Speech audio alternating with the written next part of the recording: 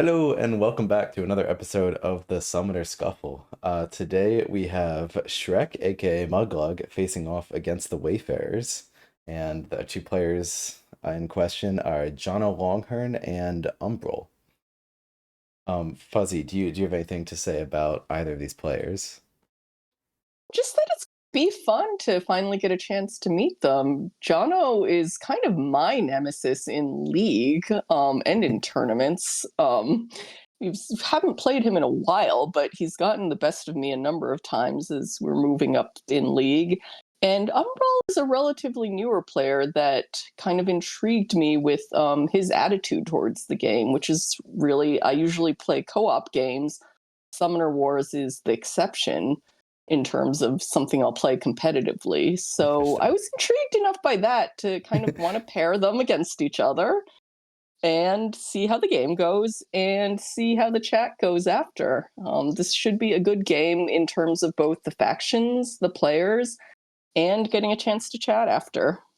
That's fascinating. Yeah, I'll have to ask Umbrall about co-op games because I'm personally a fan of co-op board games. I'm a huge fan. I wonder if we have any overlap. And I remember John Longhorn, I think, has been around as long as I have or longer. I I remember facing them in like my very first league season and them being Oh, tough games. wow. So yeah. But So I with that, figured kind of old blood versus new blood would be fun and friendly. yeah, it's an ongoing theme. See if we can keep doing it. But with that, let's take a look at the factions real quick and then talk about the matchup. So here we got the Swamp Orcs. Let's talk about the more confusing one first. The Swamp Orcs. What's going on with them? So we have Muglug wants a lot of boosts. If you have units with boosts, you can do a lot of damage. You for one for every unit with boost, and then pretty much every unit in your deck accumulates boosts in some ways. The they're all kind of weak as you're seeing the stats. We only got one unit that's hitting for more than two. Um, and Bog Shamans accumulate boosts just by things moving around them. Drudgers give extra moves for that. And then Vine Mancers and Witches both get a boost after they move and have different utilities. But essentially, the deck is just have Muglug punching for big damage, get boosts, and then there's some alternative things you can use those boosts for, like a merge.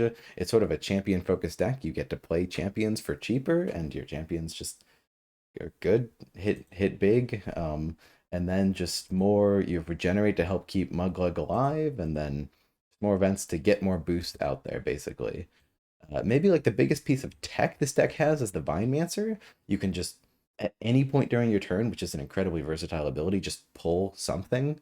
It has to be a common or a friendly unit, but that that is just a very versatile movement ability that you can get a lot done and just pull Muglug to safety. I guess you could think of it like a Citadel Advisor, but better almost. And then Bog Or a Witch, wind mage, but friendlier.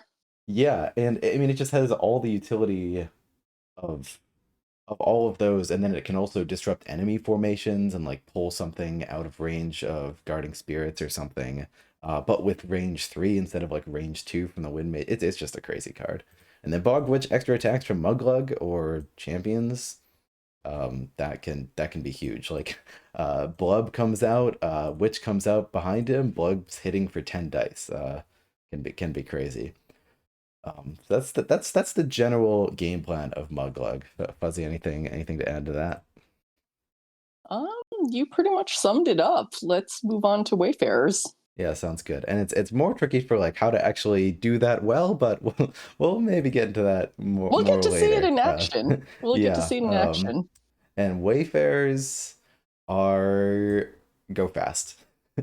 That's the name of the game. I guess it's probably easiest to start with coordinate. And actually, something maybe that would be helpful to like mention at the start of these is actually the deck building symbols of each faction and how they play into what the faction is. So our symbols are harmony and cunning.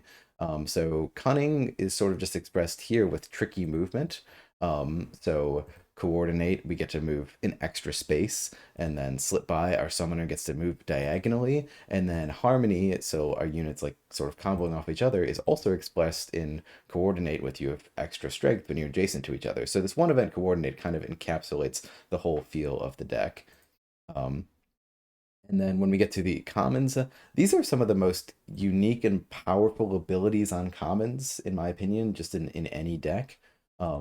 We have, you'll notice all of them have abilities to go further. Well, that's not true, but the Eager Adventurer, you can spend a boost, starts with 2 to force it 1 extra space. Note this can be at any point during the turn, so just like the Vinemancer, it has that added utility. So like say I kill a unit if that's like sitting in the front of your gate, I can then force myself 1 space up and then claim that gate spot. So being able to use that at any point in the turn is super helpful. Voyager's Spirit Leap, it's there we go. Just teleport to a friendly unit in leapfrog style. That's just very good. Can let you just grab spots you wouldn't be able to.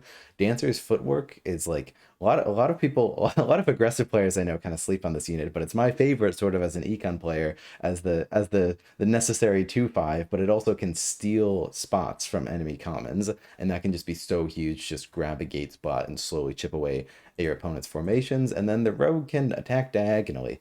That's pretty cool. You can get a lot of kills that the enemy wouldn't be expecting there. And so we go fast, we get into the enemy zone. I didn't even cover Celeste's ability because when we're in the enemy zone, Celeste has extra strength. So this is all about tempo and just getting in there. And then we have things like waypoints just put down to just help us reinforce. And then if we can actually get to the enemy's back row, we have this awesome epic event, Seek the Horizon, that stays in play permanently until it's used. And if we get a unit into the enemy's back row, we get to get 3 commons reclaimed from a discard pile, which helps with our economy and just cycling our combos. So in summary, go fast. We'll go forward Go forward. and Yeah. probably go fast. Yeah, I suppose go forward is better. Go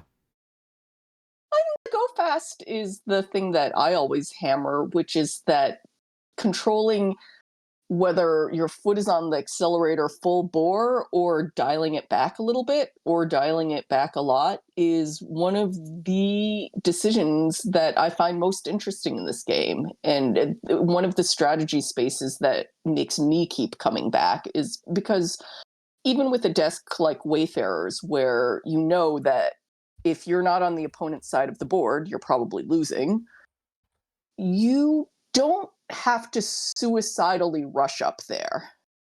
You Yeah. don't necessarily have a lot of time before the opponent overwhelms you. It really depends on the opponent. Are they going to get their defenses set up in time and prevent you from being where you want to be on their side of the board?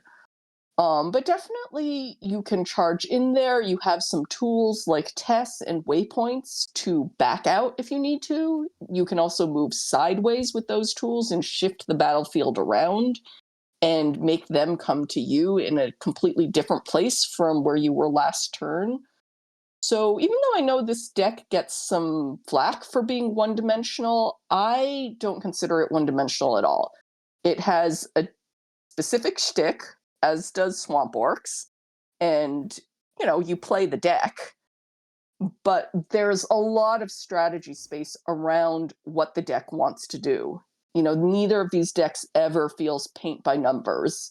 Yeah. And both of those decks, I think, are actually pretty difficult to write a guide for, because even though you know what you want to do and what the deck wants to do, there's a lot of decisions involved in getting there, in making the deck actually tick. So I find both of these decks very fun, very interesting, and very deep, even though the play can be a little bit railroaded, especially with Swamp Orcs, because you really do have Muglug and Champs as your heavy hitters, and everyone else is backup. Everyone else is the supporting cast. So there's Yeah. some railroading, but a lot of interesting strategy space and decision space, in my humble opinion.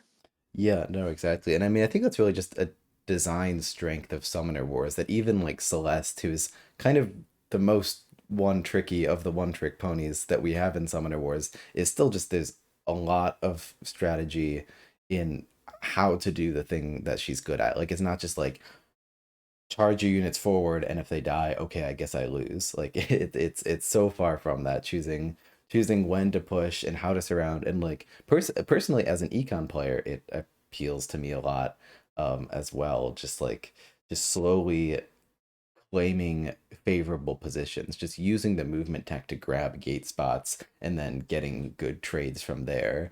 Um, yeah, there's just all decks in Summoner Wars have a lot of different ways they can play, or a lot of depth in what the thing is that they do. I really liked Waterdee's definition of aggression on the Discord. And unfortunately, I'm not going to remember it well enough to quote it perfectly. But to paraphrase, aggression in Summoner Wars really isn't just charge as many units forward as you can. Yeah. It's just so nuanced, putting pressure on the enemy summoner, forcing bad trades. You can do a lot of things. You can get a lot of aggressive joy out of this game without going assassination. And I have to say, assassination is maybe my least favorite or maybe least comfortable strategy. I don't really like trusting the dice, Me but you can neither. get a lot of aggressive, you can get a lot of satisfaction playing aggressively while keeping it an econ game. And Yeah, I love the yeah. factions that can do that, where you push forward, you smother them, you force bad trades, but you're still fundamentally playing to make them reach the end of their deck sooner than you. You're not necessarily going in for the kill, but you definitely don't feel like you're sitting back being passive playing defense either. There's just a lot, there's something for everyone. And I think newer players, I think players, I don't even know if I would characterize kind of the newer player play style as aggressive, aggro aggression, or just impatient. I think the longer you play this game, the more patient you get. But I don't think patience is the opposite of aggro at all. And Wayfarers really does exemplify that. You get a lot of quick games with Wayfarers. There's no question about that. There's no question that when you're playing against Wayfarers, you have to be careful about that cunning and trickery, because if you leave your units exposed, or if you leave your summoner exposed, you can easily be dead in a turn. Wayfarers definitely gives you some of the worst, what I feel like are the worst deaths, which are the ones that you didn't expect. The ones Mm. where you check in expecting to take your turn and instead you are dead. Like Yeah, those are yeah. those are far more painful for me than when you take a calculated risk, like, okay, if he rolls 8 out of 8, I'm dead. Hopefully he won't roll 8 out of 8. I can accept that kind of death where I took the risk a little bit easier than I can accept the type of death where I checked my phone and I was not expecting that. Yeah. Yeah, they've got so many tricks, and like they feel predictable. Like it feels like I should know them all, but then all of a sudden, like Tess is moving up and swapping points with the waypoint, and then Celeste is switching into that waypoint, um, or something crazy. There's yeah, there's so much tech, but it feels like I can account for it, but then I always fail. Points are a good example of something where, when you're starting out or new to the faction, you maybe plunk it down as a shield because you're kind of forward and desperate. And then, and that's a perfectly valid way to play them. I do that. But you realize after you've played them a little bit more that, oh, I can put this kind of in the backfield and it's my get out of jail free card. I can have Celeste shooting for 6 upfield, but if I put this waypoint way back in my home court where it's protected, then I can teleport her back to safety after she's, shot her big shot. So there's just more nuance than charge forward aggro, which is why I like this faction so much. All right, we have a game. Yeah, we sure do. And maybe. While Umbrall is thinking of their first turn, try to like think about what is gonna go on in this matchup, what we're expecting. I mean, it seems like Celeste tends to make matchups easy to understand. It's like she's gonna try to get in there, and if she fails, it's gonna go badly for her. But like the thing that I struggle with here is like it seems like Muglug sort of wants to slowly, or Muglug wants to build up a swamp, and it feels like Celeste could just get in Muglug's face very quickly and make that difficult. I think it's what we would expect to happen. The flip side of that, though, is Wayfarer doesn't really have a lot of bulk. Like they're not that tanky, other than the Gem Dancer.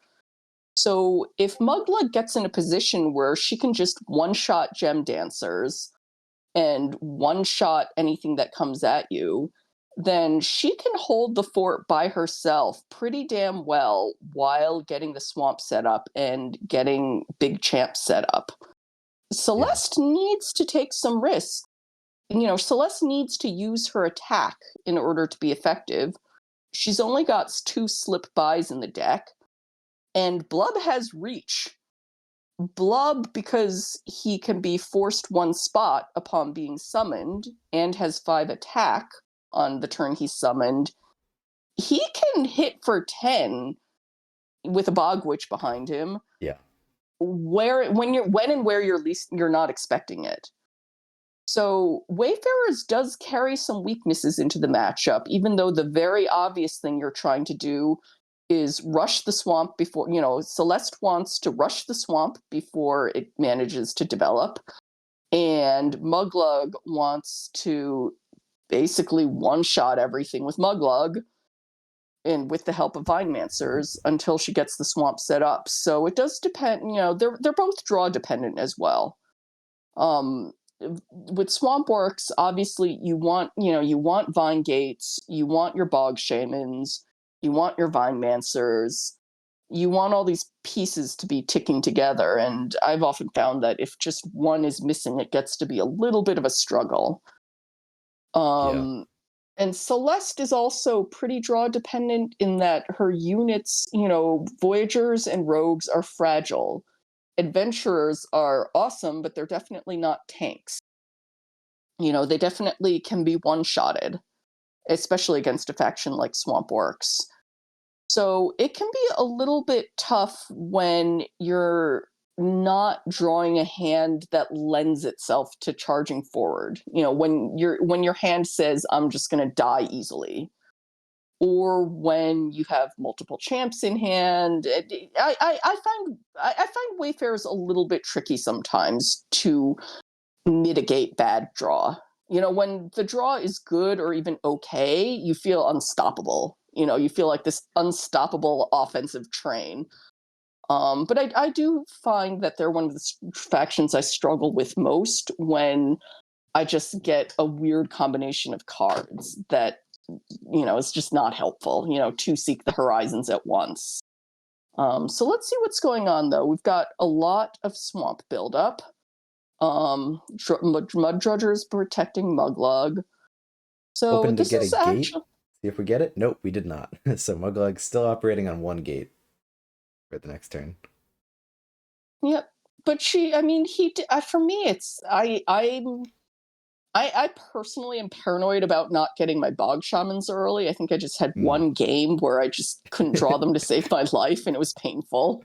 I think Yeah. that's more about me than about what the odds actually are. But there we go. Muglug can one-shot things. Bog Shamans, you kind of have to use them for their range attack, even though they're so much more useful as a boost station, Yeah. and 2 ranged isn't much, and 3 life is actually not bad. The Yeah. thing about these 3 life units is that you want to deploy them in a way that they're going to live more than one turn.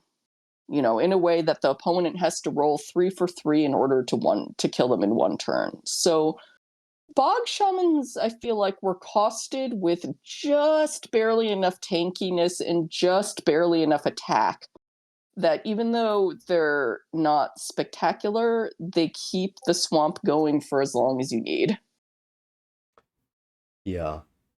Yeah, I feel like that's something I struggle with is just being like, I guess I need to attack with my commons as Muglug. Like I just want to hide them behind a wall and just slowly accumulate and never let them be attacked. Because like a Bog Shaman going down feels so bad. It's like, oh, that guy had so many boosts on him. He could have been alive the whole game. But like, what else are you attacking with? Until, I mean, maybe eventually you have a champion and Muglug, but that's definitely not happening on turn 1 and 2.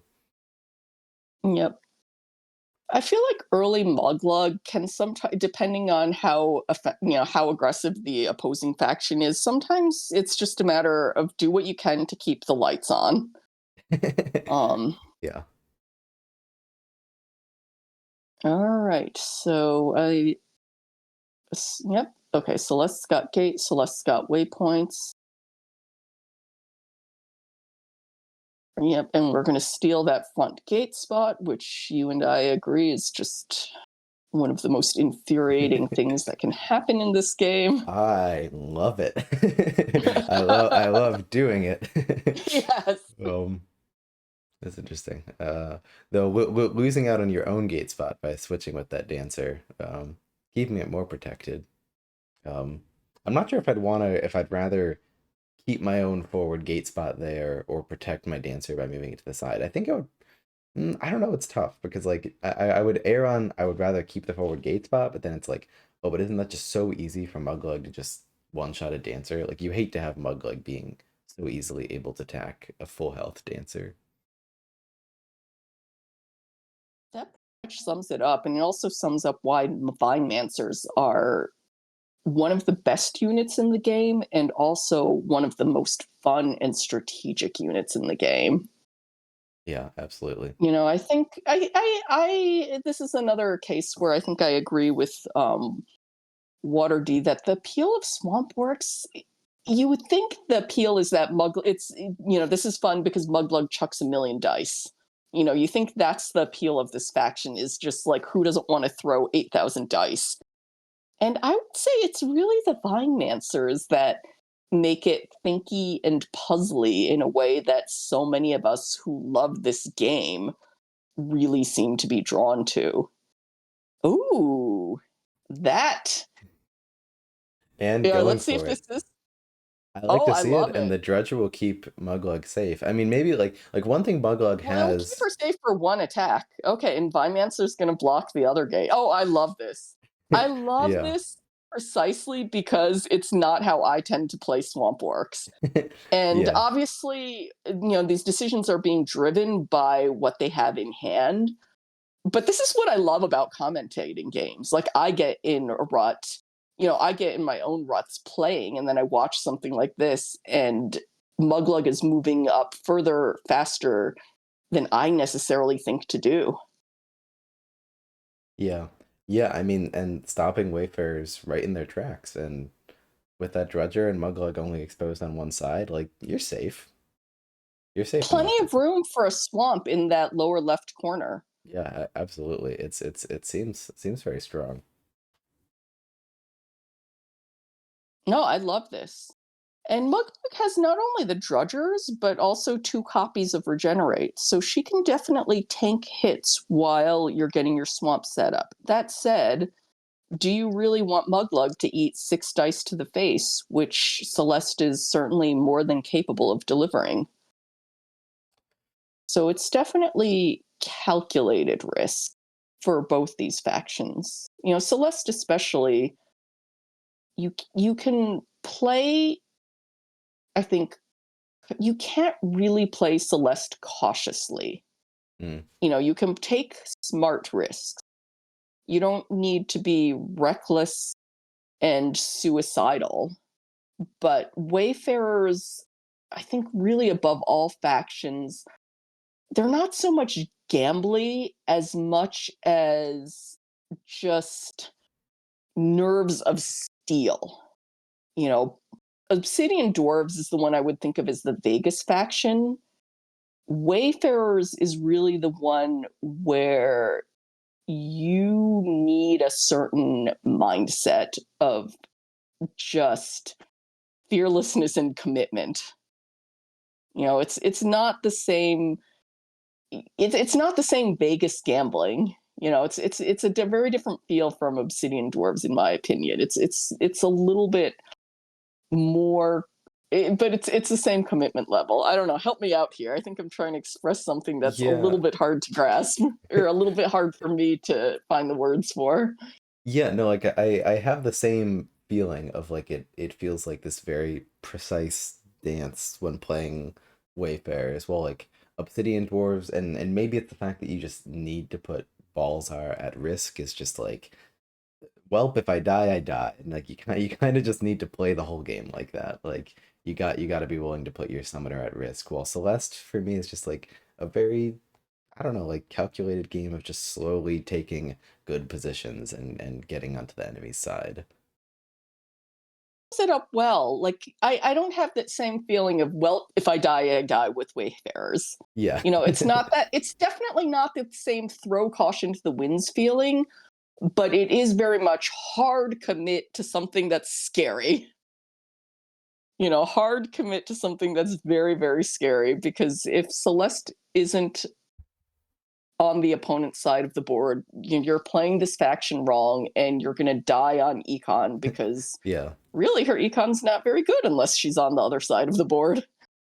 Yeah, yeah, and maybe that's like like I'm normally afraid of taking that sort of risk and just being so aggressive, but like Celeste's tools make make me feel comfortable doing that. Like they make me feel Yes. comfortable just running over to the opponent's side of the board. Like I feel like I can do that without just immediately being exposed, immediately being counterattacked and losing the game after a few turns. So And what actually is the cautious econ? It's not hell for leather. Balzar's trying to advance as far as he can. We're seeing, both waypoints go down. One of them is well protected. That Vinemancer goes down. This Vinemancer might go down or not. Um, whoops. and now that adventurer has a decent chance of seeking the horizon, if Seek the Horizon is actually in Jono's hand. Um, but this is actually a pretty good illustration of Wayfarers being threatening, but you don't charge forward suicidally. So this is actually very interesting. They're very much meeting in the midfield. Muglug's a bit further up than you necessarily expect, although I have seen her play that far up plenty of times. Like I said, I don't tend to, but when I see games where top players do, it definitely makes me realize there's more to this game than the way I play.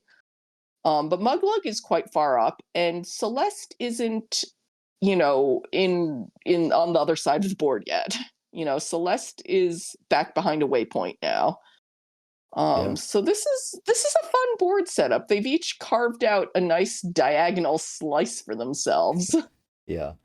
Yeah, and I mean, I think this is what you would want as Muglug, but like Celeste can do a lot. Like it's if I don't know if she has to spend 5 turns on her side of the board, it's not game over. She has the tools to regroup and make it over to the other side. Um, both players very tied econ wise. Like there could very easily be a turn. I don't know. I mean, it seems like Celeste regrouped last turn. Like maybe this next turn would be the crazy slip by coordinate. Suddenly, the fight's been taken to Muglug again. Yes, with Wayfarers, you really never know when that big turn is coming. Yeah, And it's not, and I don't really think of Wayfarers as this huge combo faction the way Fallen Kingdom is, where you're just sitting there sculpting your hand until the combos come. yeah, But definitely when you get some sort of slip by coordinate, Baldo, there's a lot of combos to be had that make your life miserable. yeah, And it's interesting right now with the Swamp Orcs positioning, because Muglug is actually pretty well protected, but she also doesn't really have a lot of targets. Yes, which is interesting. And like as soon as if you take down that gate in front of her, it's like, well, now she's exposed. Was that even good? Another gate coming down. That's interesting. That gate scares me a little bit because I'm worried it's gonna just end up trapping Muglug. But we'll have to see.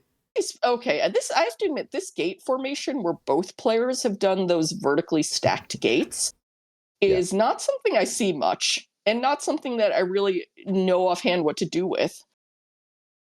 For Wayfarers, I kind of understand it, even though I would have trouble making it work. Is you're almost bisecting the field so that Muglug can only take down one side. You know, whatever you do against Muglug, you're kind of trying to deny her the middle. You're trying to deny her the ability to just kind of roam back and forth and one shot whatever she wants to one shot. But we see that gate go down already. With Muglug kind of dividing the field like that, like this is my rectangular swamp, I'm not quite sure what to think. It's not really a formation I've seen or tried, is to really just defend those four spaces. Yeah. I feel like Really the four spaces of the four open spaces of her fort. yeah, for sure. And I feel like I'm not a fan of it. Like I worry too much like that now like there's really only one row that Muglug can shoot down consistently now. And that's just right the row right in front of her, or the column right in front of her. And I mean maybe to the side if it comes to that.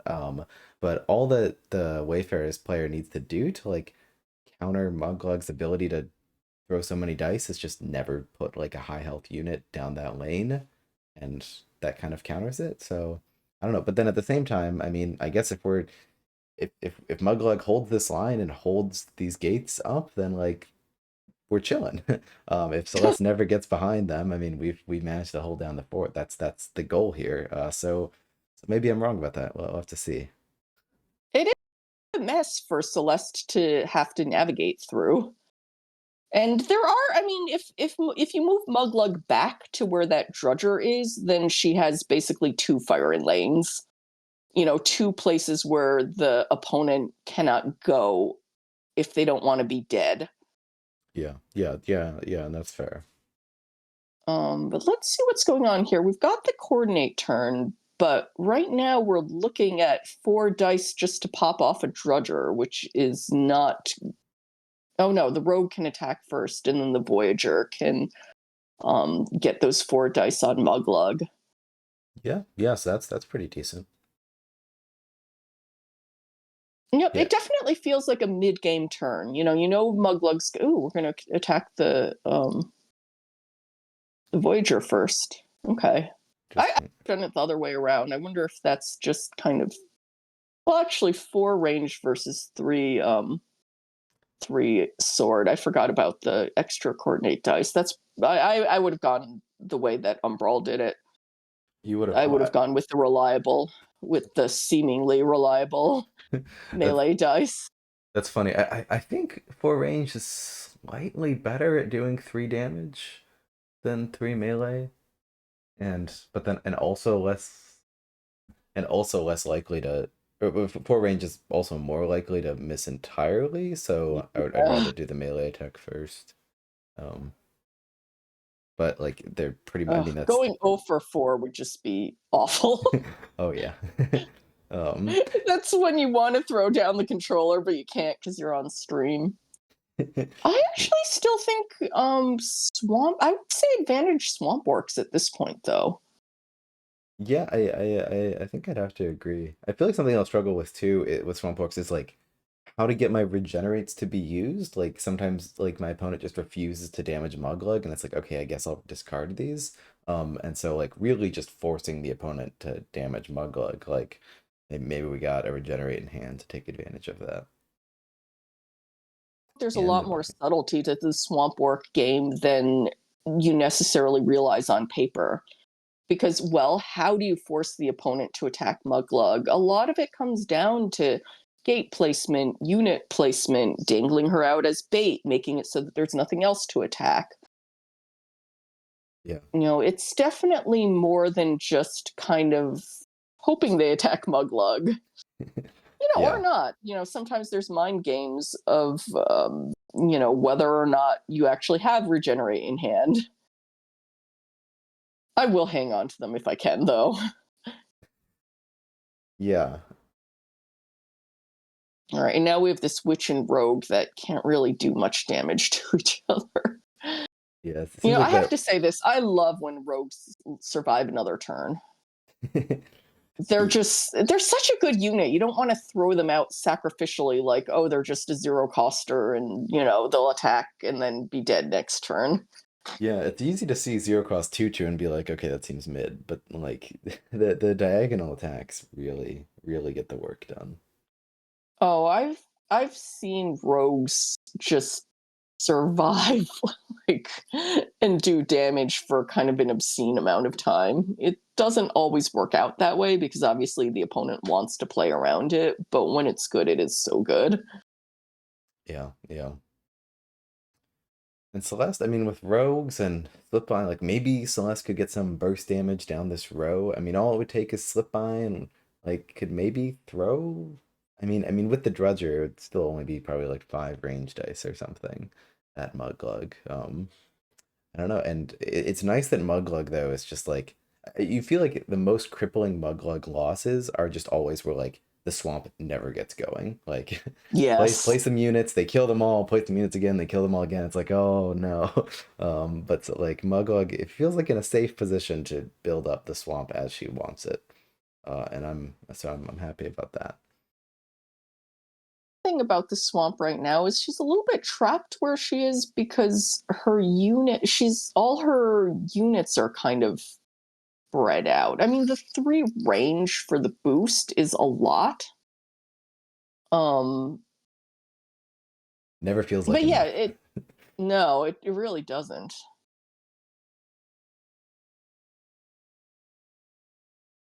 No, I think this is a little bit too early for at least me to call right now because we don't know the player's hands. We don't know what's been discarded. It does look like the swamp has grown. Yes, Celeste is Wayfarers are deceptive because the perception is they can't win on econ when they have Seek the Horizon. Yeah. And the swamp is not really the easiest thing out there to it's not the easiest way to prevent Seek the Horizon. That little rectangular castle is not bad actually. That's not bad as far as Seek the Horizon potential goes, and we can maybe ask Jono afterwards if that's what he had in mind. But Interesting. Celeste has just so many ways to get down those lanes and get a couple key commons back. So I'm thinking that what we're doing now is just doing chip damage on Muglug, knowing that she'll probably regenerate, and we're just kind of holding out until we can get some of these big plays lined up. The big cards. Don't you love the idea of just Boldo in that castle? Oh, it'd be so rough because like if you can just make it so Muglik has nothing to shoot down that one column, Baldo just retreats to the side. It's like, oh, I mean, I guess Muglik could move out and then a Vinemancer pull her back, but still, it still feels bad. And as soon as Muglug is like, if Celeste can just get a bit more damage, like I know regenerates exist, but if Muglug's at 4 or 5, it's just like if Celeste can push Muglug out of the game and now Muglug has to resort to champions, like that could easily turn to an Econ Celeste victory. I don't know, or just keep. I mean, she's doing a good job right now of just putting rogues or low health units next to Muglug, so it's like, okay, yeah, you can one shot anything, but I'm only gonna put these low health units here anyways. Um, Right. and Celeste can't do that like as well as like the cave goblins can, just because just not quite as unit spammy as some other aggressive factions, but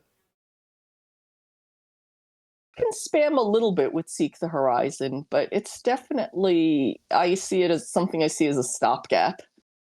If you're really just sending units out to die, then you're going to lose on econ.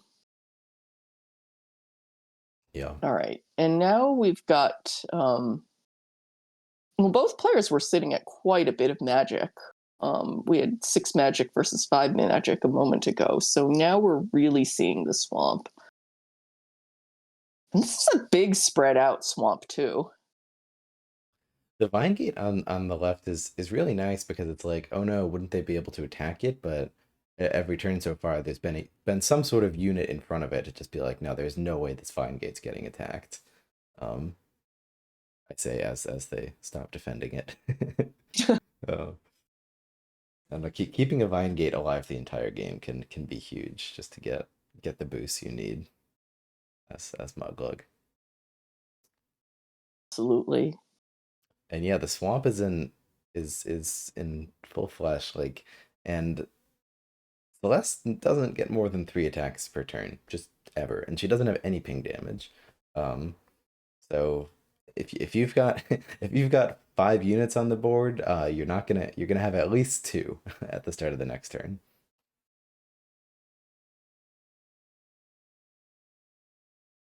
Yep, Bog Shaman does just enough damage to be slightly more than a boost factory. Yeah. All right. Did the game? Okay, there we go. It seemed to freeze for a moment for me, at least.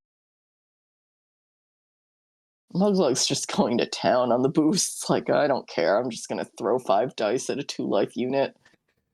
Yeah, I always feel like I need to do that too. I mean, I feel like out of self-respect, I can only go like 2 above, especially like but like when you have like a bunch of bog shamans sitting at 3 that have effectively infinite, it's just like you just have that image in your mind of what if I miss, and I'm like, I could have done one more dice and it would have been super easy.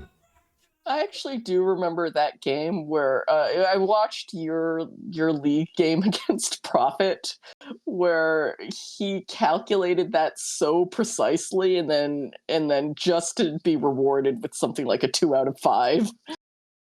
Yeah. He did some careful math and was just rewarded by like dice gods laughing at him. Yeah, yeah. All right, I actually just missed what came. Okay, that was Seek the Horizon. All right, so this is actually not the easiest board to Seek the Horizon.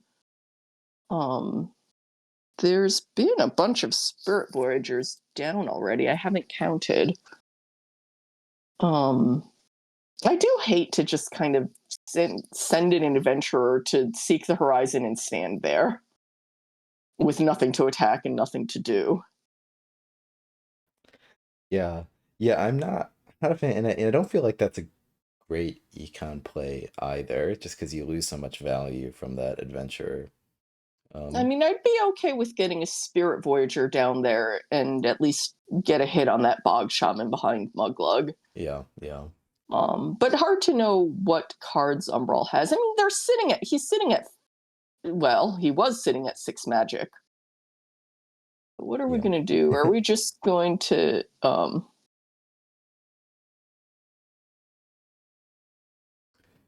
Get something there. coordinate? All It is a right. coordinate. So could have done the play that you just mentioned of the adventurer and voyager down that right hand lane. Would waste a coordinate on that though. Yeah. Yeah, that's fair. I would use a coordinate to get good attacks in. I would care more about the attacks than the movement at this point.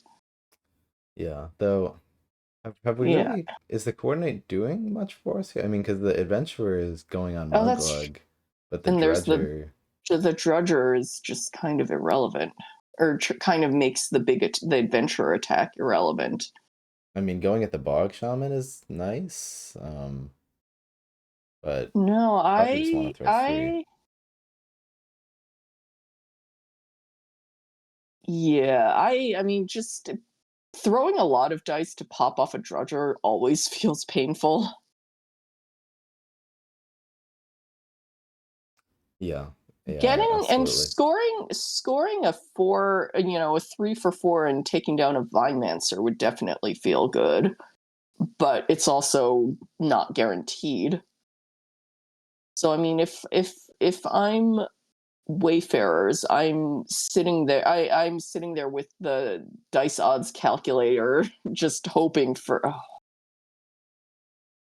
See, I hate banking on that. I really hate banking on 3 out of 4 ranged. Yeah. Oh, well, we got the It's 3 a for shot free, that comes. so Yes. that feels all right at least. And now we pop off the Drudger for. Oh wait.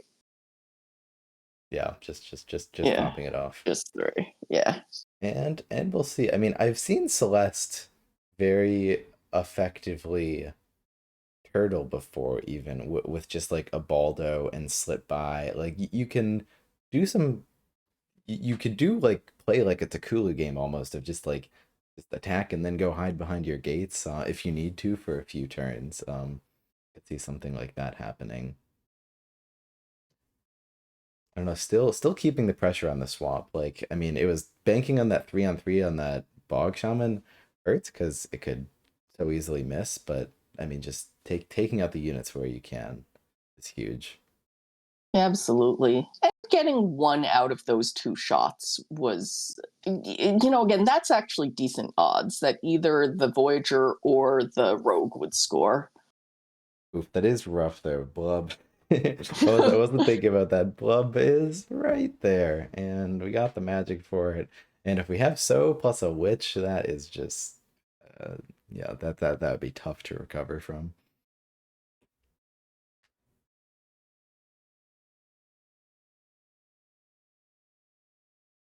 So hopefully not.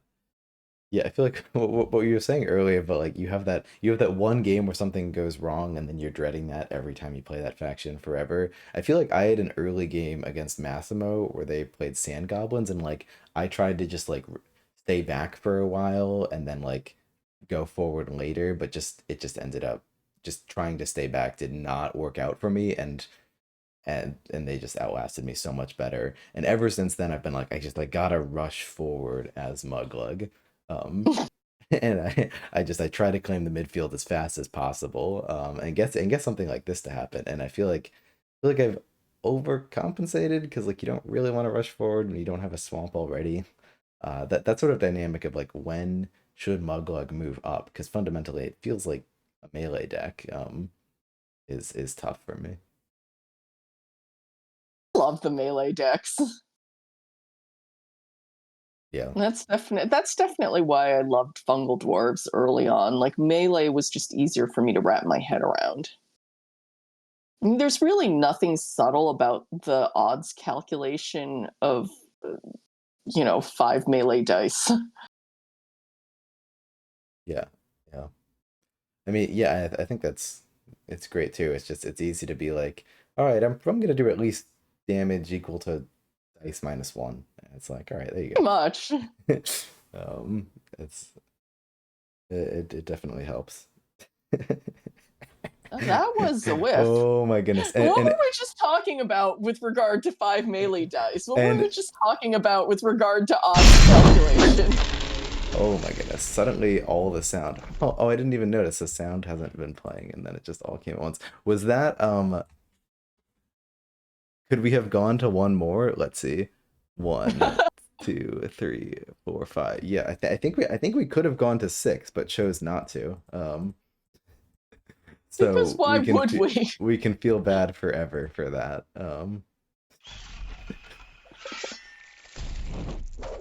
I'm just going back and replaying that to see how many dice. Yep, take 1 off. We held 2 on the witch, and now we hate ourselves forever. Because rolling 2 out of 5 melee is exactly what math would predict. Should have known. Yeah, I mean, I think I would have done that too. Like, it's always Yeah. like 2+ is comfortable. I don't like going more than that. It's probably a waste, and then it just feels so bad when it misses. I remember practicing for a league game with Vexer, and we both had blub out at the same time. We're playing the mirror match, and I just remember like kind of just like gloating at him in chat that my blub was better than his blub. Like mine went 5 for 5, and then his went 2 for 5. Yeah, yeah. And it's like, yeah, I told him, why can't you just be like her blub? Like, yeah, that I'm sure works about as well on blub as it does on our kids. Yeah, sometimes it's just out of your control. It's All tough. right. But I mean, I still say even with that whiff, it's getting harder to trigger Seek the Horizon, and it's getting harder to use Celeste's big attack because now she has to deal with Blub rather than trying to figure out how to get a kill in. Yeah, it seems like we're approaching like the Hail Mary Celeste territory at some point here. Like it doesn't seem like we can get a foothold on board at this point, and so maybe try to get some sort of kill, try to trap Muglug. I don't know. We're Get at a little bit of a die slowly point right now with this yeah, board. yeah, and so it makes me feel like I wanna change it up somehow. Like I can't let things keep going this way. Don't want to keep. Yeah, go ahead. This is where I start going for low probability shots rather than Yeah, yeah. playing it cautious. This is where I definitely kind of recognize I'd rather die in a blaze of glory than die slowly. Yeah. Well, I like here I committing like the less rogue to the poke. board. Yeah, yeah. I do like the rogue poke. All right, Oh, we've got and we the got the horizon. horizon. I didn't think about that. That will actually No, go neither of us did. quite a long way. Yes. We're talking Hail Mary, and Umbrall's just quietly piloting that adventure exactly where he wanted them. Yeah, yeah. And not Where having to really summon units that turn, like that he's still it feels at good. 6 magic, Yeah, and now it's he's going to get a flood of commons. In other words, Ben, what do we know? yeah. That's sort of the name of the game with commentating the scuffles. Sort of the fun is having these four minds, and presumably we're good at odds calculations, and the odds that all four of us are doing the wrong thing simultaneously is actually pretty low. The odds that one of us is making a mistake pretty high, and that's kind of the fun of it. Yeah, yeah. But I have to say, if I don't see everything commentating in real time, I don't know how you guys play the game in real time. And then you've at least been playing on stream, and I just feel like I would still get tangled doing that. I definitely have good days and bad days. There's there's yeah. Recently there's been a lot of games of like, oh, it's such a good game, and then it's like, oh, I just threw that game by like not protecting my summoner, and it's like would have loved to see where it would go. Yeah, it's tough to see everything. Yeah, I mean, we're a little bit evened up on econ. I would still, like, I would still say this game, Celeste's prolonged it a little bit, but I'm still not quite sure what the path to victory is. Yeah, I mean, I That's like a very nice rogue positioning to just like neutralize Blub. yeah, yeah, absolutely. Um, but Blub is still a big distraction from killing Muglug. Yeah, yeah. But it's nice, just like Celeste found a way to pull back and regroup, and we'll see whether or not the commit comes next turn, or maybe next turn Baldo comes down and just gets a shot on Blub and then retreats again. Um, could see a lot of things here, but like, um, yeah, I don't know. I like seeing effective retreats and regroupings as Celeste. That seems like what we're getting. Yes. There's I been like seeing Celeste games that, don't end in a flurry of feathers 5 turns in. yeah, yeah. Yeah, no, I'm happy this game has gone this way.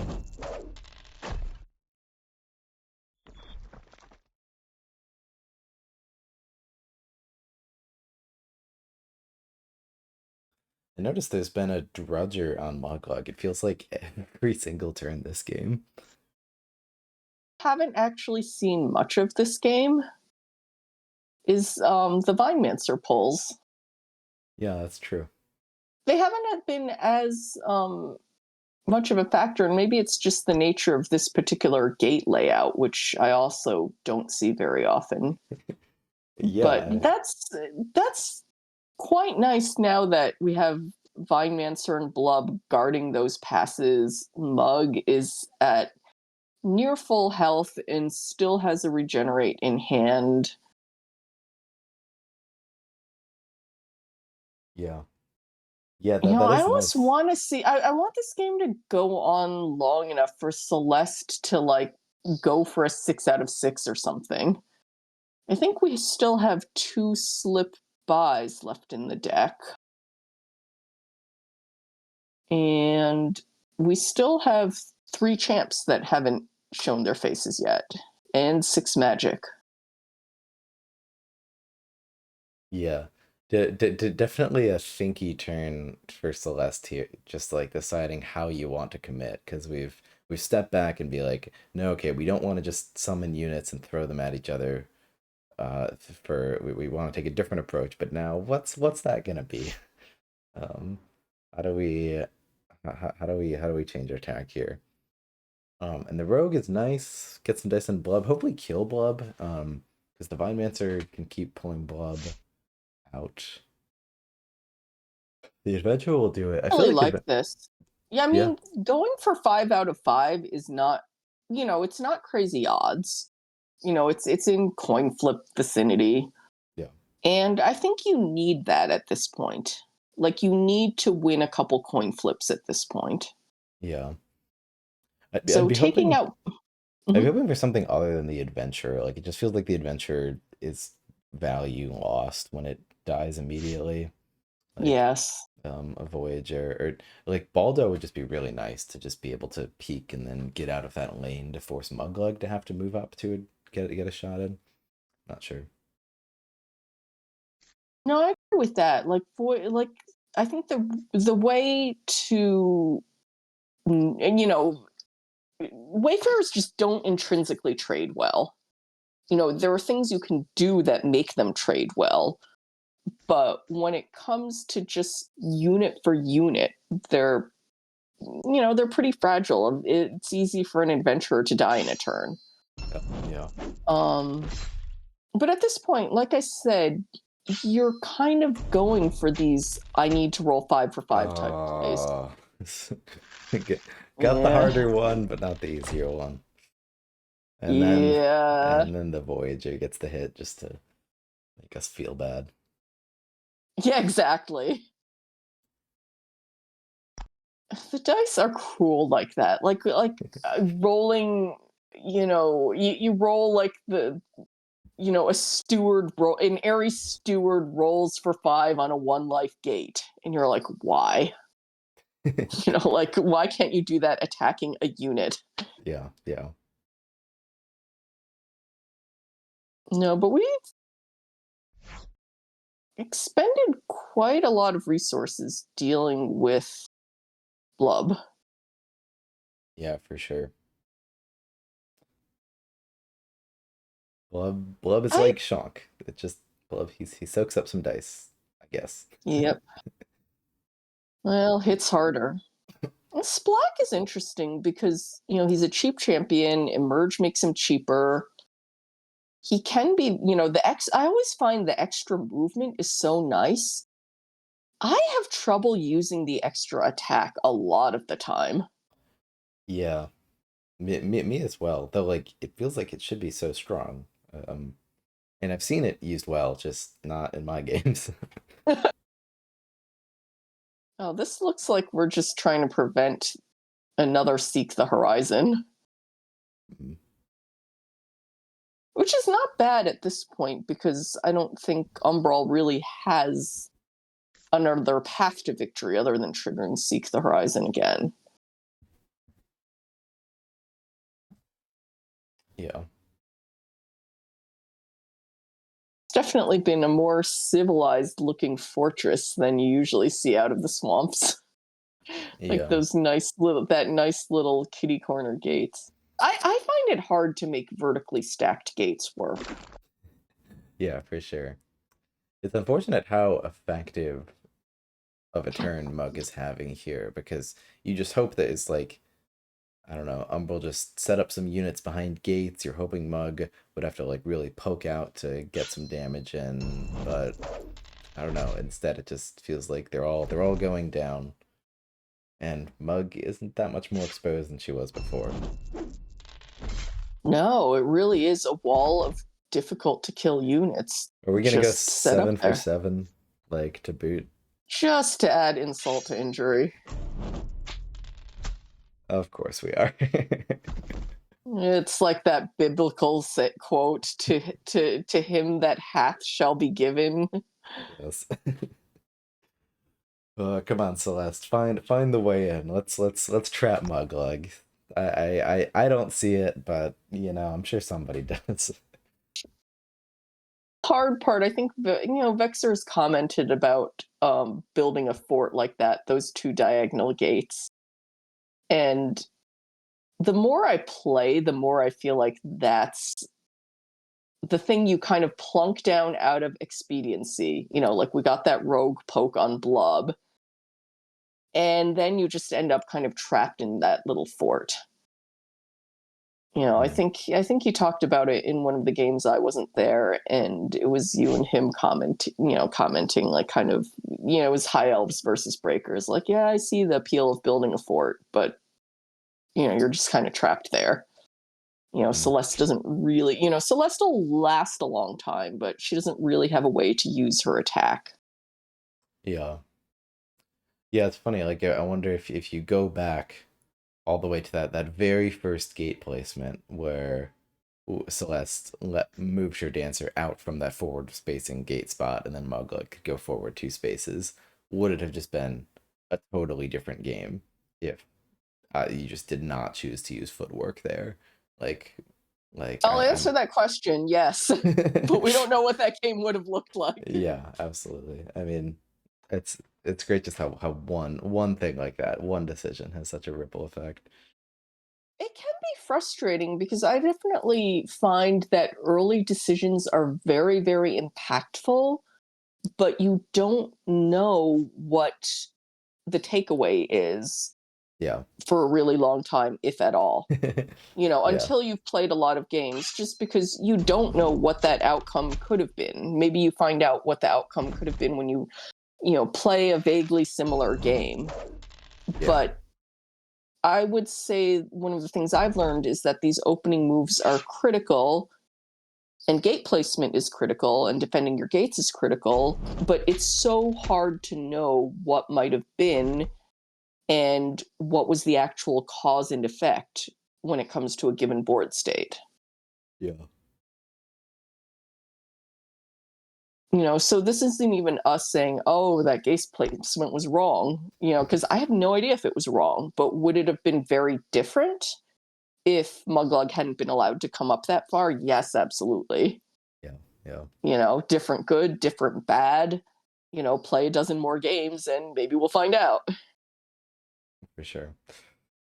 And it's funny, like even a game like this where we've been on Muglug's, we've been saying Muglug's favored for a while here. It's like we're tied with the amount of units on the board. I mean, Splack is higher value, but even victories that feel like you've been ahead for so long, like end up coming down to a unit or two total, just difference in the econ.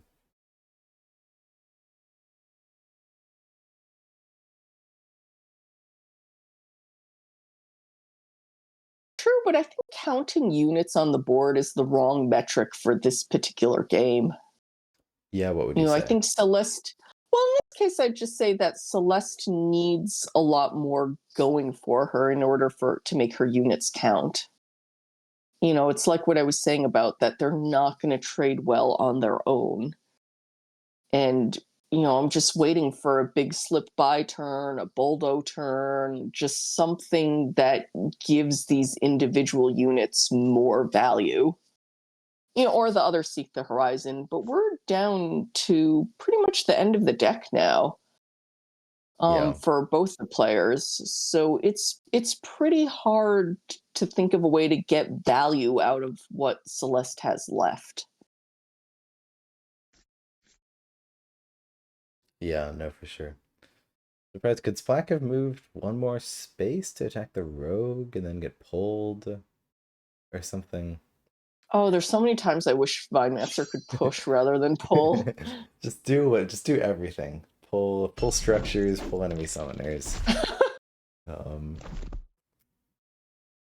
yeah, They're yeah, still one of the most well-designed units in the game, just for how good they are, how interesting they are, without being, outrageous. They're not yeah, like some 5 attack unit, but they do so much and they just add so much strategic fun to the game. yeah. Interesting abilities are always great. I mean, that's why I love Celeste. Yeah. Honestly, they're like Martin Abel's excuse to like draw cheesecake characters without actually being cheesecake. Yeah.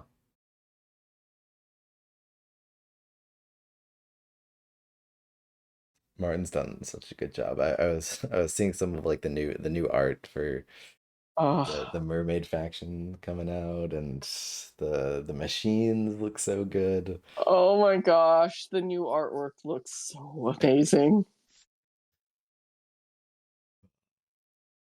Yeah. I feel like I'm always a beat late on counting like the victories. Like I always hold out hope, and like I'm looking now, it's like, oh yeah, 2 cards in hand. Yeah, okay. That's done. But like I'm always just hoping there's a way in. I never want to give it up until it's just I really just over. see Celeste have enough in the tank to at least just take a big shot on Muglug. You know, Yeah. Let's like see. let's at least see 6 dice go off Yeah. somehow. Yeah, and we haven't seen a single slip by this game, I don't think. No, no, Merge, are we gonna get a blub to the that would insult face? to injured. Or yeah, yeah. Yeah.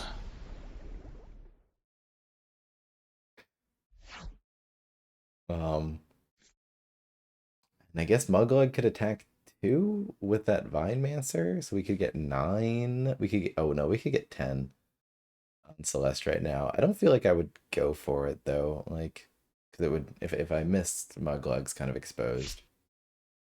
The 10 coming from like moving Blub forward, moving Muglug forward. Oh wait, no, Oh I'm wrong. yeah. No, Muglug. I was thinking Muglug could attack from 3 spaces away. No, it's only 2. So we couldn't quite get that. It would only be 8 dice if Muglug moved forward. Right. I lost track of where Muglug started out. She hasn't moved this turn. Yeah. Um, yeah, though, but Well, yeah, she could just come up. She could come up too. Then she could. yeah, If she came up to within 2 spaces, she'd be very exposed. But yeah. But then she falls off the Bog Shaman, and the Witch would be 1 space out of range, so you couldn't get the 10 dice. right, Um, and you don't need to do that here. yeah, exactly. Just That clear would the just be board. You should showboating. win. Though, That'd be fun. I want to get someone showboating on stream, and then like the dice are just laughing at you. yeah. I want But to like, see that. I'm looking at this. I guess we pull Muglug back. Yeah, without pulling Muglug back, she could absolutely be dead here. Not pulling Muglug back. Ooh, I'm a little bit afraid for her, right? I'm not like thinking about it, but surely Celeste can get 8 somehow with 2 cards. I mean, Flip by Boldo. slip by Baldo. No, I guess I'm overestimating, because like that's without Celeste really isn't punching that hard No, these because she's days. not hitting for 6. Yeah, unfortunate. If only if we had slip by and 2 commons, but only 2 cards. If it was 3 cards, surely. Oh, and we get the regenerate. Never mind. I'm mad about it. Regenerate for 1? No, it's 2. Was it really 1? I think it was. And there he And is. there's Boldo. There's your S tier champion. Woohoo.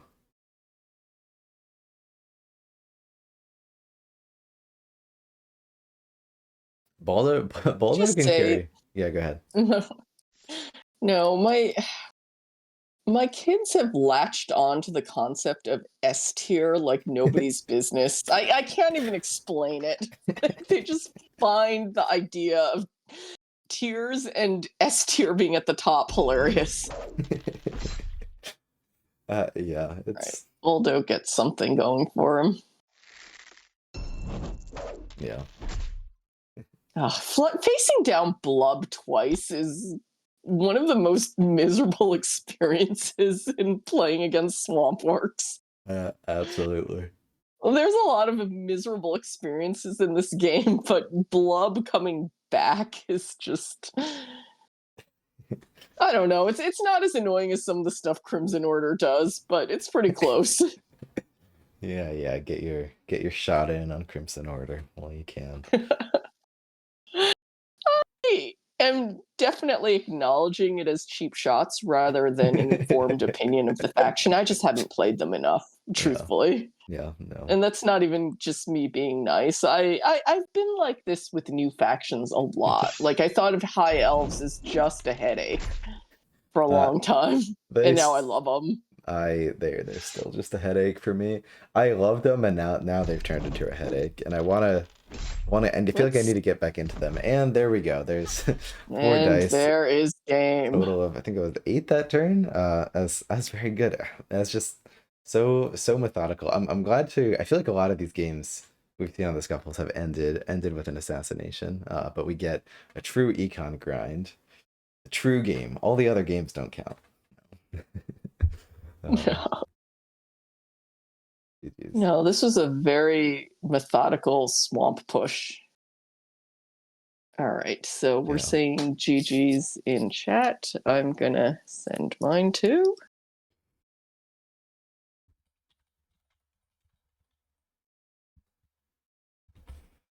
I always want to give the players a moment after a game. For me, it always just takes some time to dial back down, like what just happened after the killing blow lands. Yeah, for sure. Go get a drink of water. Yeah, I get it's so I'm so used to just watching and chilling. The heat of being on event. I mean, we try so hard to make it feel casual, but I know when I was on like level three's event, I was sweating. That was so long ago for me. I do remember that stream and those people. Our Grata in chat says, "Let the bloodlust subside." Yes.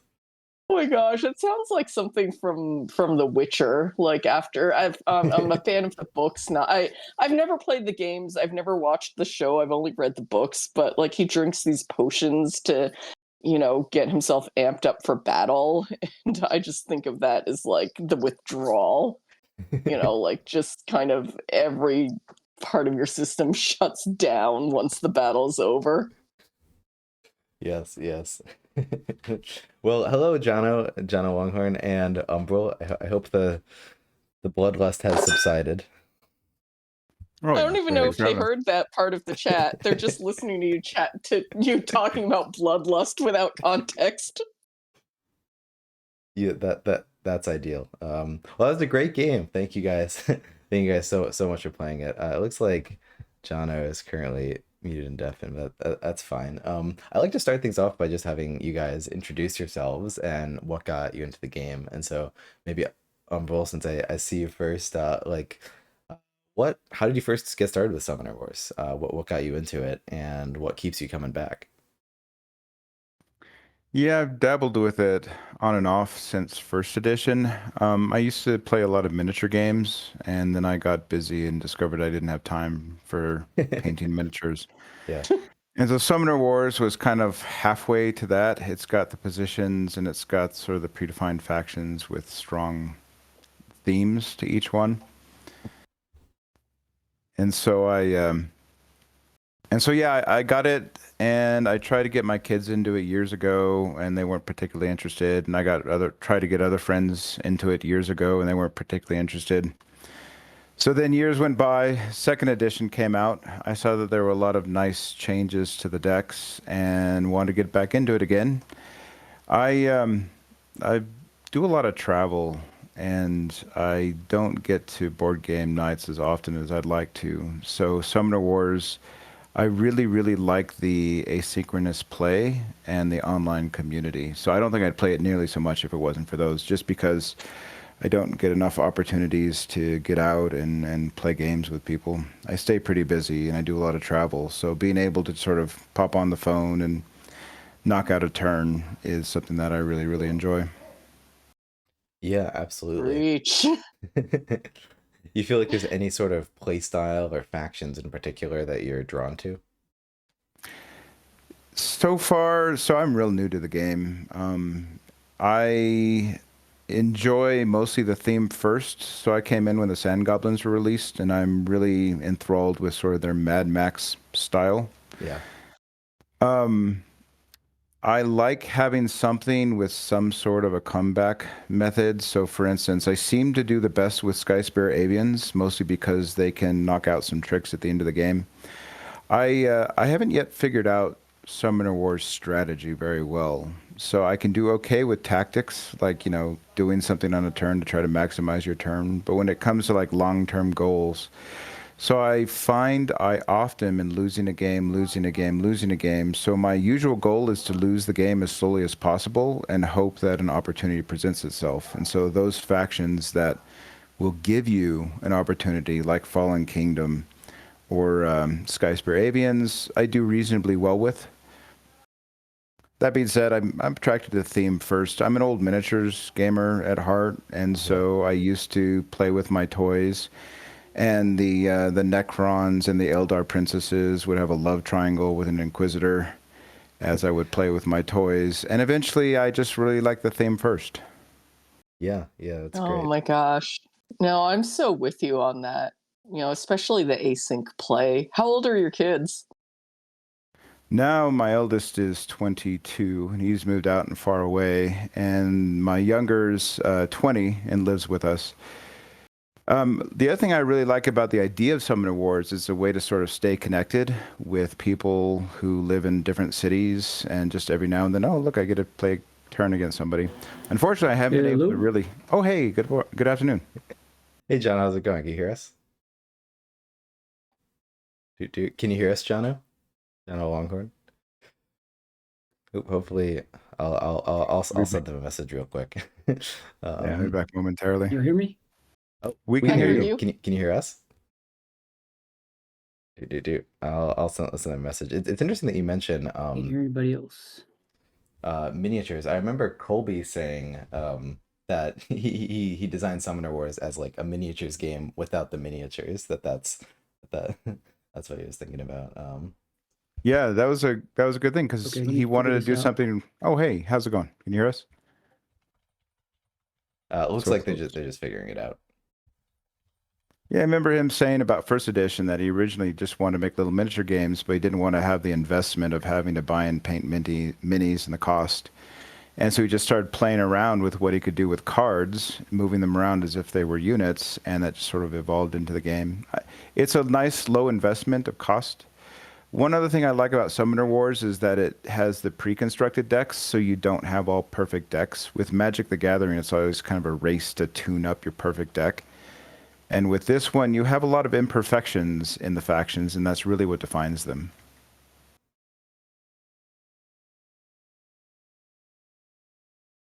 Yeah, for sure.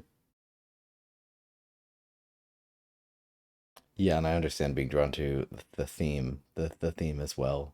I feel like just the art of this game just like it just makes me think. It brings the world to life.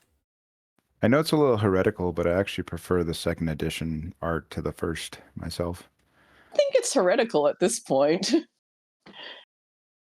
I think a lot of people who played first edition are definitely attached to the first edition art, but there's been more and more people like me that came in second edition and I think don't have the same, I don't want to say emotional attachment, but just a history with the art. I kind of stalked first edition, so I'm familiar with the art and the characters, but I don't have it kind of bone deep that this is what these characters look like and this is what the art style looks like. Yeah, it's That real said, dynamic. I was just saying it's real dynamic to agree.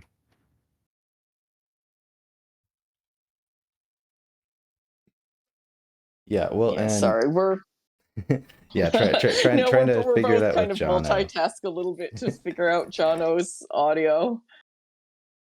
Yeah, maybe we'll wait a second. Hopefully he figures it out. But we can yeah, well, while we're waiting for him, I'm curious about your outlook on this game you just played, and your strategy with the wait, yeah, your strategy with the Wayfarers, and um, what, yeah, you say you're trying to just trying to find an opening, like when you're seeing you're behind, just delay it and find an opening. What sort of board state were you trying to set up at the beginning, or just what is your general strategy when you see Wayfarers pitted against Swamp Orcs? So I should say that I find Swamp Orcs really tricky for me to beat, just because they keep bringing their champions back all the time. They keep healing their summoners, so it kind of doesn't matter if you're doing poke damage. And so I find them really, really tricky. So I didn't actually go in with much of a plan other than knowing that their power base is their commons. I was attempting to start by picking on the commons and trying to get those and their boosts out of the way as much as possible. Yeah, yeah, I know that Wayfarers don't have a brilliant economic game, and so I was trading with commons and hoping that something would present itself, but I can't claim to have had much more going into it than that. yeah. I think that's a lot of what Fuzzy and I were saying too. Is like you sort of trade with the swamp, and then I don't really know like how you describe it, but you're hoping to get some sort of crazy weird Wayfarers play at some point, some sort of slip by, get in there, block a bunch of units off. Um, Yeah, I may have been far too conservative because my summoner didn't see much use, but on the other hand, you can't get within 3 squares of Muglug, or suddenly you're taking like 8 damage. So I find Swamp Arcs to be a real challenge to play against. yeah, they're tough. I mean, I feel like part of what I'll still struggle with is the dilemma that you said of do you attack the commons or do you attack the summoners, the summoner? And it seems like most people say it's right to go for the commons, and Muggle will just heal it up, and you gotta keep the swamp down. But yeah, it can just feel tough when you dump a ton of damage into Muggle and then she just heals it all right back up. Yeah, most of my attacks on the summoner were just to try to get rid of those little guys that protect him.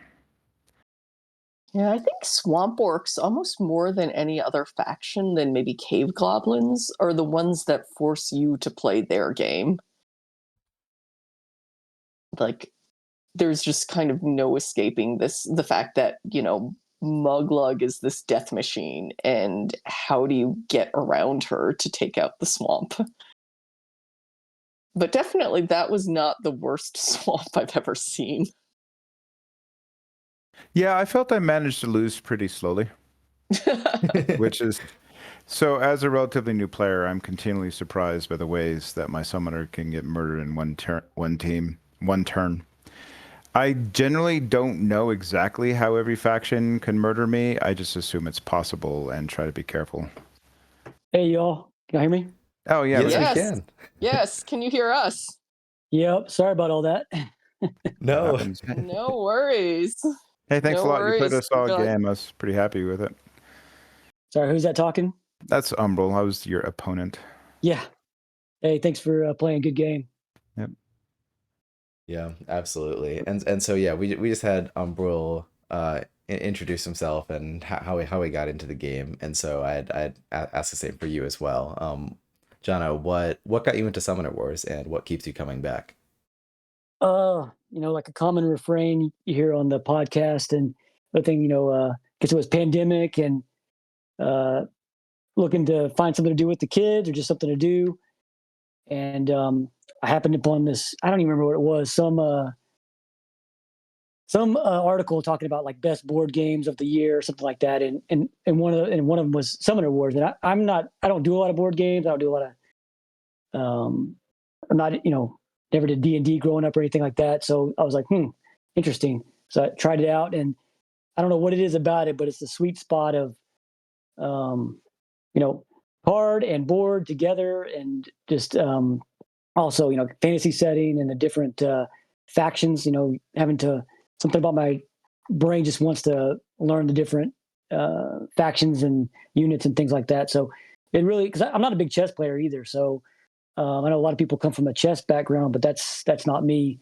But it just hit the sweet spot. My kids kind of liked it. They're not as into it as me, but even I think he was 6 at the time, the 6-year-old could understand the basics of it, so we would have fun playing it. So that's kind of how I got into it. Didn't know anything about first edition or anything like that when I got into it. Yeah, absolutely. You feel like there's any factions or play styles that you're drawn to in particular, or do you like to play them all? Yeah, I mean, I don't know. I'm kind of a mixed bag, I guess. I really like the breakers, but I wouldn't say that all of those types of factions appeal to me. Definitely the fungal dwarves have not clicked for me. I'm not a big fungal dwarves. I generally don't like playing the economical factions. I want a little bit quicker games. Probably saying too much about my strategy here, but because I'm not a big, I guess, not coming from a chess background, my brain doesn't work that way to min max things. And I want to have fun while I'm playing it. And some things, I don't know if my brain just kind of clicks with it after playing it so long, then those are the ones that I'm kind of drawn to. You just kind of have a feel for them, if that makes any sense. Yeah, for sure. It's funny that you're talking about wanting to play faster games, and not the econ factions or fungal dwarves when we have an econ victory here, and Muglug being a similar boost faction, to the fungal dwarves. Yeah, right. But I mean, I thought about that too. But you kind of have to play that way against Wayfarers. Yeah. To kind of not let them get the touchdown. Although Umbrall did great in getting that one. I was like, I can't let him have too much, or because I already have a little bit of economical advantage just in the way the factions start off, but I can't let him have 2 touchdowns with the Seek the Horizon, or that could swing the other way. But I do like the boost factions. I mean, Savannah Elves are kind of an old favorite of mine. So yeah, it's fungal. I mean, Swamp Orcs can play economical a little bit, but they also, to me, they're more of I call them an ambush deck, ambush faction. And so that, they're all about those big hits. But the problem is they don't have a lot of units or tools to get those big hits. But when they do, they can really put a lot of hurt on you. So they want you to come over to your side and get dirty in the muck and in the swamp, and try and take them out. And then they pull you down into the muck with them. That's kind of the way I think about them. Yeah, I like that. Really, this one was definitely like the Muglug and Blub show, as so many of Swamp Orc games are, but Blub coming out twice was just cruel. Yeah, I thought about bringing them out 3 times if I could. I mean, just I don't do a lot of strategizing beforehand, but given that this was, it's being recorded and everything, I was like, well, let me think about it a little bit more than I do instead of just going in blindly. And I thought, Blub, I mean, it's funny too, because I'm a play tester, and the first faction I started testing was Swamp Orcs. And when I looked at the stats, they said, "Oh, what do you got?" The other play testers asked me, "What do you think about these?" Before I'd even played, and I said, "I think Blub is weak. His stats look bad. His abilities are gone after 1 turn. It's not that great." And they said, "Yeah, he's kind of the best, for that we're seeing as far as the champs." And after playing him, I have to agree. And I think the other champs have their uses, but yeah, that was kind of my strategy a little bit. Is I know, Wayfarers, they have to come across to get any kind of value. And so I wanted, to kind of draw them in, and then, get that ambush with Blub or, Mug or something else like that. The dream play would have been, Blub with a witch, but I was trying to not go too hard on witches because they're not great out of, except for the, you know, 1 or 2 combos you can get out of them a game. So that's what I was thinking. Playtester, what was your first impression of these guys, and how have they evolved over the course of, you know, I guess the design, you know, however long the design process took when you were involved? Yeah, I think it had already started, but it was pretty early on with Swamp Orcs, and um, I don't know, I'm trying to think how much I can say. I guess you know they're already released and everything, but um, originally they were very overtuned in some things. Uh, like the shamans, you know, they would get a boost every time something just moved or was forced next to them. So and same thing with the I think the same thing with the Vine Mancers. So you actually got into these you could get into these infinite loops where Vine Mancers could just keep boosting each other over and over. Um, and so that got tuned down. I think Mug was originally ranged, and that Oh was boy. just that was just you couldn't get to her to, you know, she could just shoot you from afar, get pulled to safety. You know, she was, you know, doing these cannon shots. Um, and I'm trying to think. There was one other kind of, and so we said melee, but then, you know, being up close melee was too much. And then we, you know, I can't remember who suggested it, but someone did about, hey, let's make her like in between, and that Was just that a kind of, eureka moment? Like, was that, oh my God, that just solved the problem? yeah, it was. I mean, we were like, hey, vines, you know, far reach. Yeah. We don't want to make her, I think, you know, someone said, you know, ranged is, it's, you know, you're getting these cannon shots, but it's kind of feeling like Eternal Council a little bit. So, you know, let's keep her hitting really hard with the melee, but let her do it a little more safely from one away. And then, you know, then you get into this, you got to get close, but not too close. So yeah, that when that happened, it just really clicked. And then some, you know, tuning down some of the movement, you know, to where, you know, shamans and other things couldn't be boosted on just a force next to them. Yeah, it had to be a movement. Um, I think, and there was one other big kind of thing that made it all click. But once that happened, I mean, that's kind of how playtesting goes. Like they're either overtuned or undertuned, and we make these adjustments. And um, some are more factions are more put in place when they're handed off to us than others, and then others were kind of like really have to find that sweet spot. But so far, it's always happened. It kind of just comes together. Got a lot of great testers, a lot more knowledgeable folks than me, and helping out with things. So it's a lot of fun.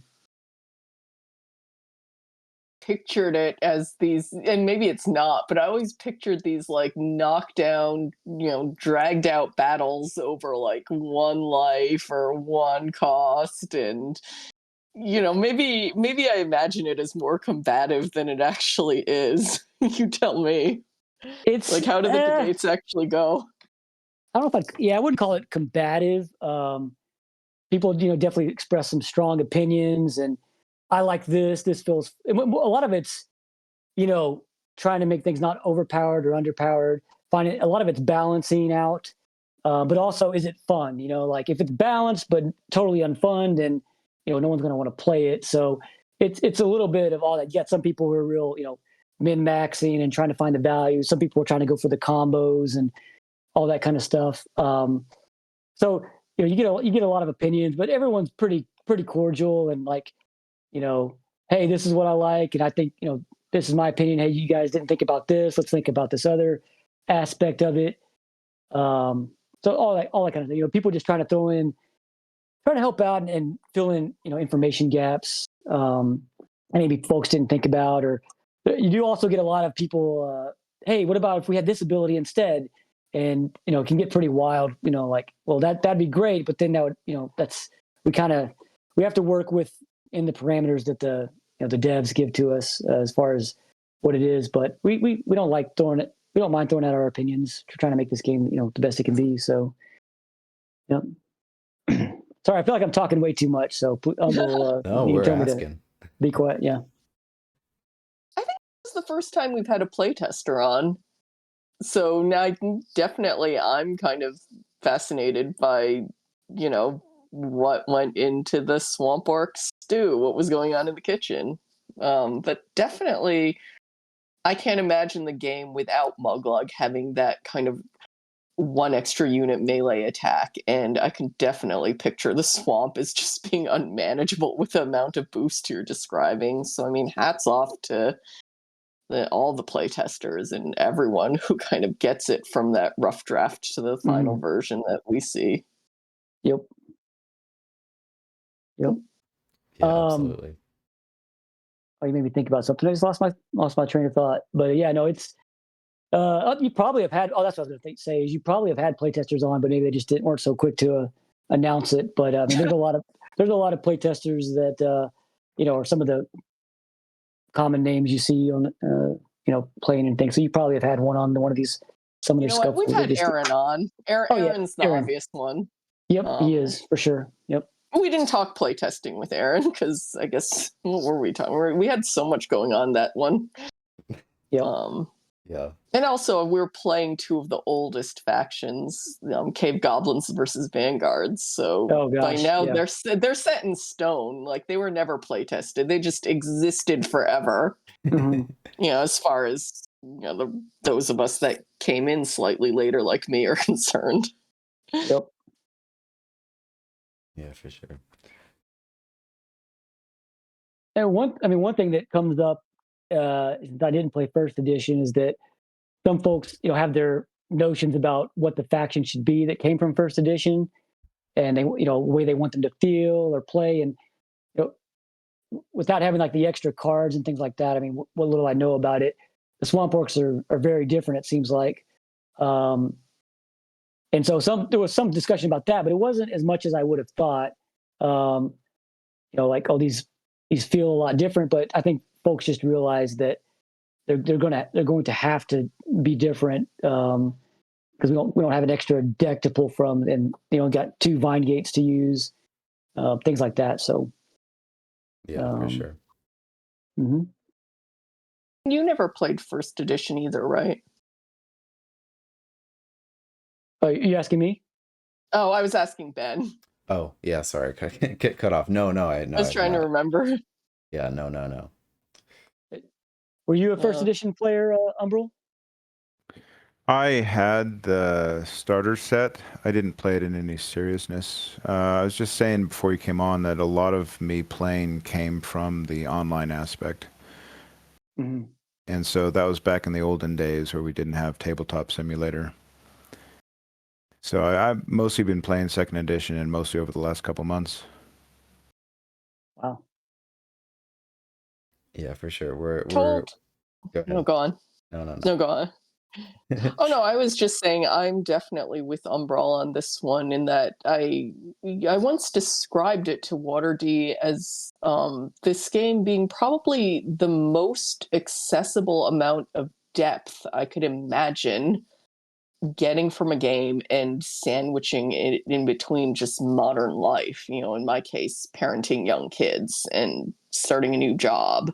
At the time I got into it, I was job searching, so I had more free time. But, I just couldn't imagine getting into either of Summoner War. I think of Summoner War's parents as like, Chess and Magic the Gathering had a baby.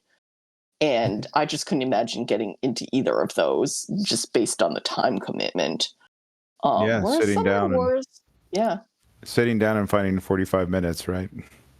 Now, Summoner Wars always just caught me by surprise in really how accessible it was. How possible it was to get good. And I think it's because of the tactical turn-by-turn nature.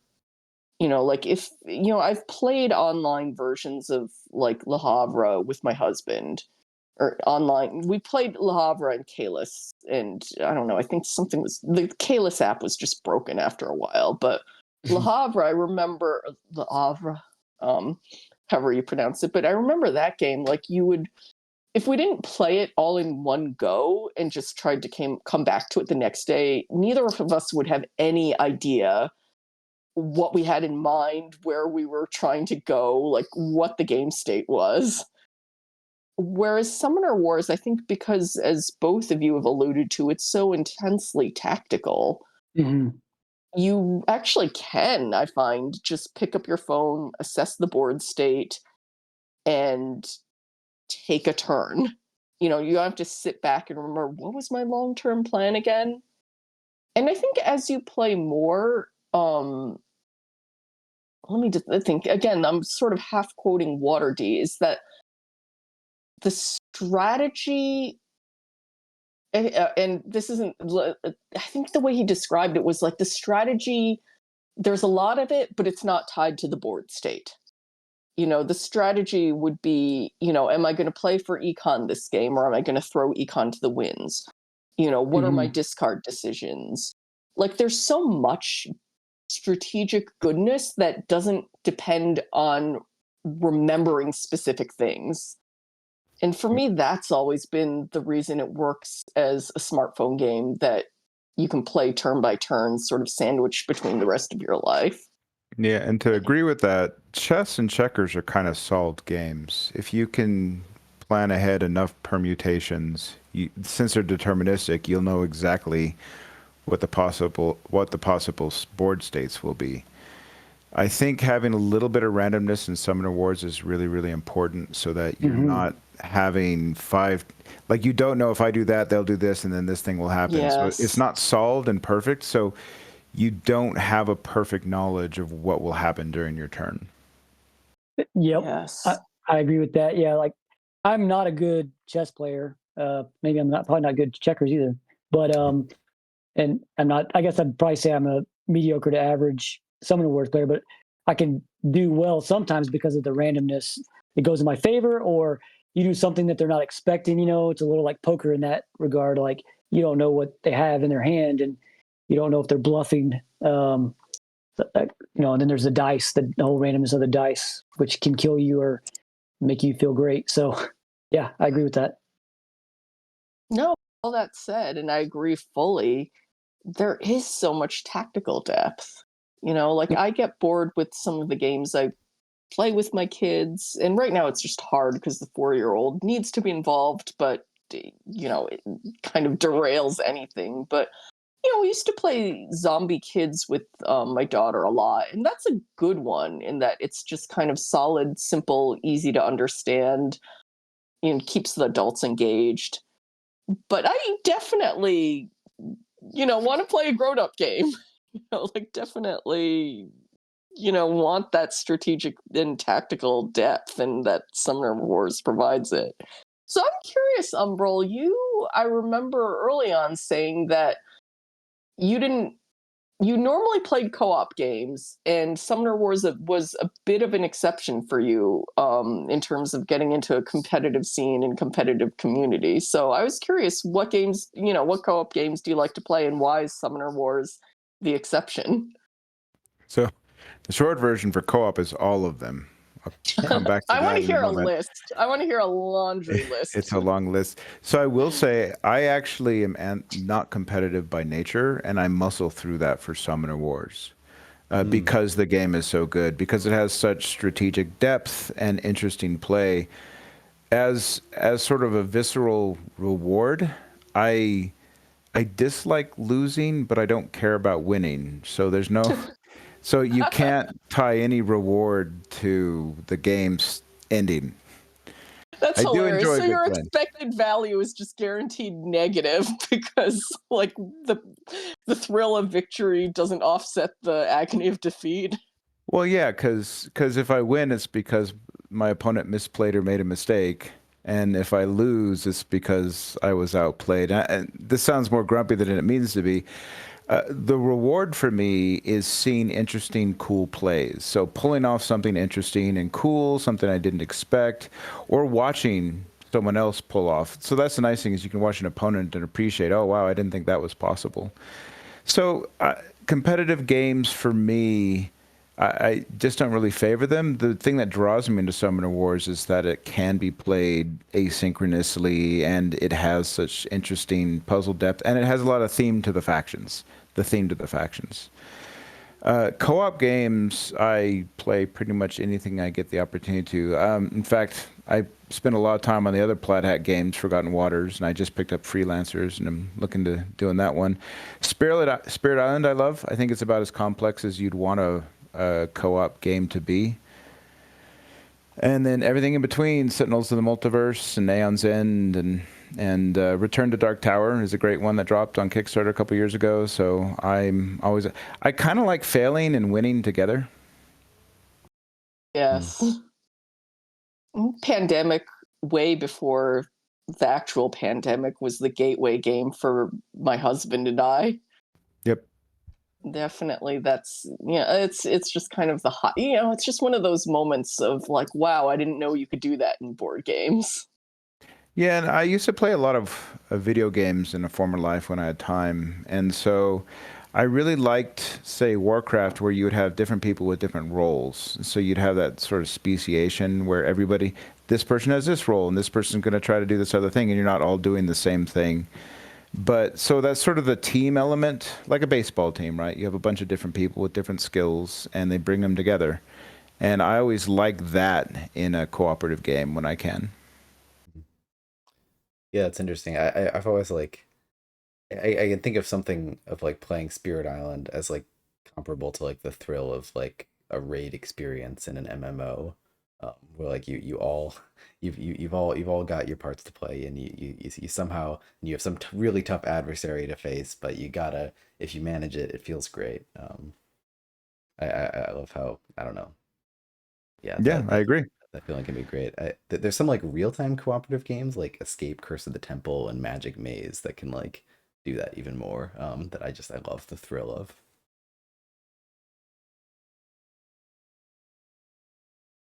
I don't think, Ben. How was it actually working the booth for Spirit Island, like demoing Spirit Island at Gen Con?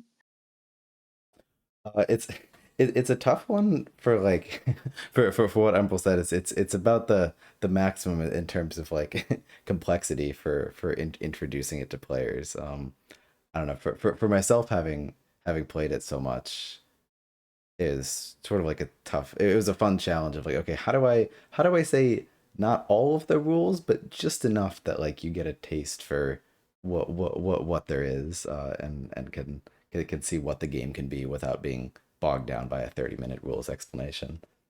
Um, it's a challenge though. At Gen Con, you figure like they're self-selective enough to tolerate a 30-minute rules explanation, or are they also just impatient to sample all these games? I think it totally depends on the person. And there's some people that'll sign up for an event to sit down for 2 hours to play it, and then there's some people that are just walk by. It's like, I got 30 seconds. What's the game? And everywhere in between. Interesting. So I've always found Spirit Island to be a real challenge to teach because Summoner Wars shares this. It's not hard to teach what you can do. You can hit this guy and you can roll some dice, but it's really hard to teach why you would do it in this way instead of another way, like to get actually the strategy of why you want to position over on the left instead of the right or something.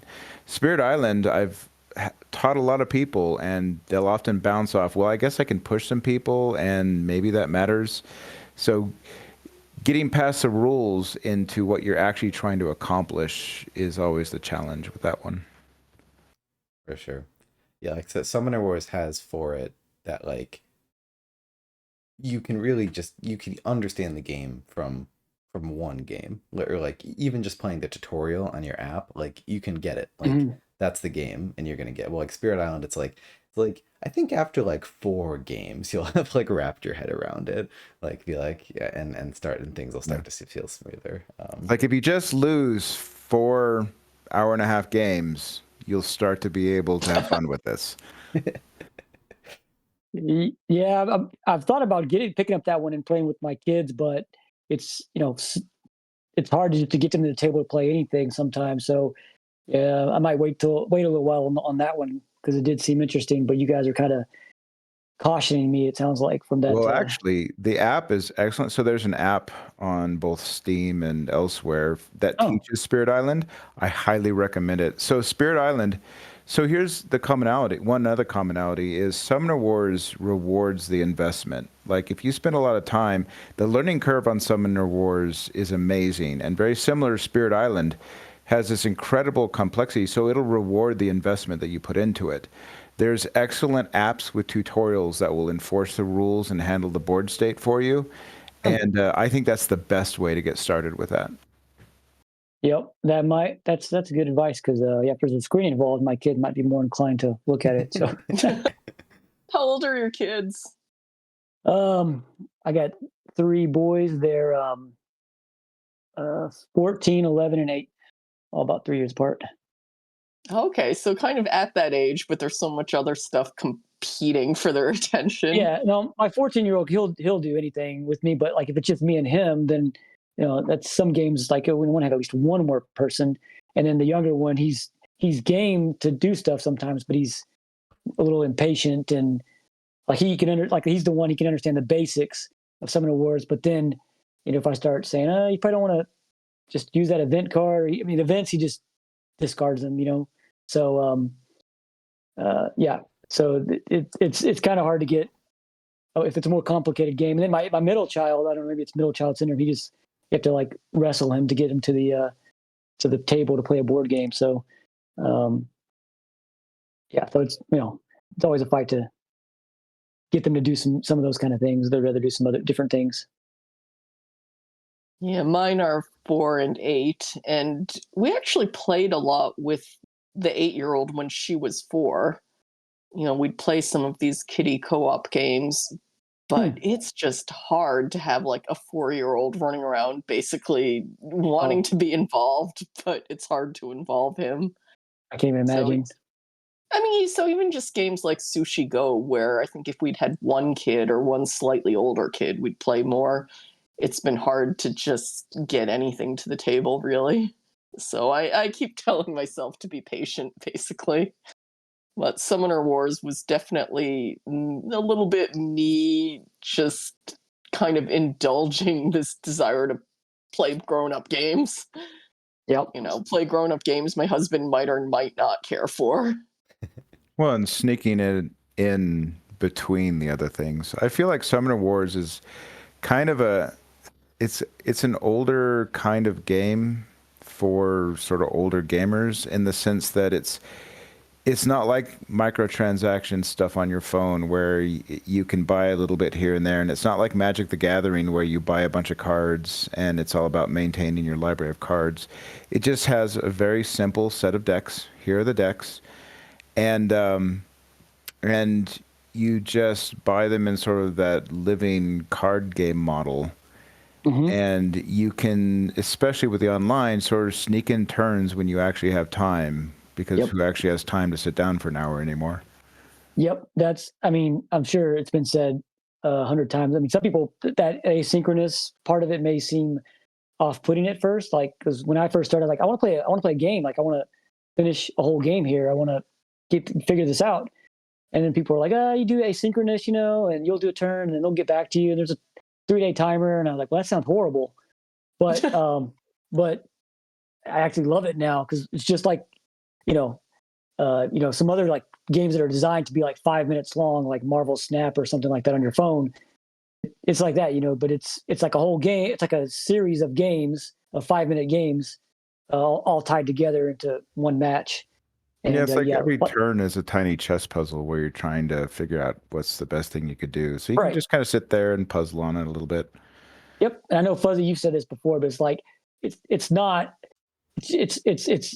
complicated enough. You have to use your brain, but you don't have to like hold everything together. The whole chain of events and sequences and multiversal permeations and things, like you can just think about that one set in time and figure that out, and then go from there and then see what happened and then react. True. It's a good way to describe it, is that bite-sized puzzle. Yep. I will say this, it's been a double-edged sword, definitely for, some of the people I play with, and for me is, on the one hand, the async play is exactly what we described. You can fit it into a busy life when you just can't fit other things like a 45-minute contiguous game. The downside is just this distraction of checking your phone constantly to see if someone's taking a turn. And Yep. definitely also for me, the temptation to be like, okay, I want a 5-minute puzzle. None of my opponents has taken a turn yet. I'm going to kick off another game. Mm. And then suddenly you're stressing out over timing out of too many games when they've all taken their turn.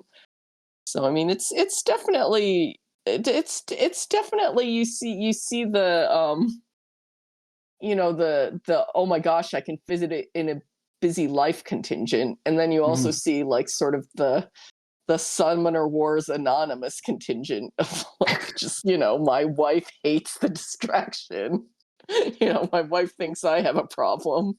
Yep. Yeah.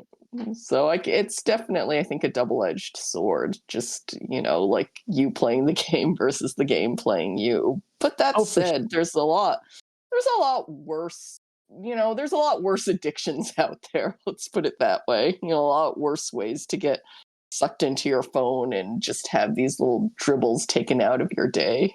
So I mean, at this point, I see it as it's what you make of it. But I definitely like having these 2-hour contiguous scuffles. It's a little bit different. It's doing a little bit something different for me.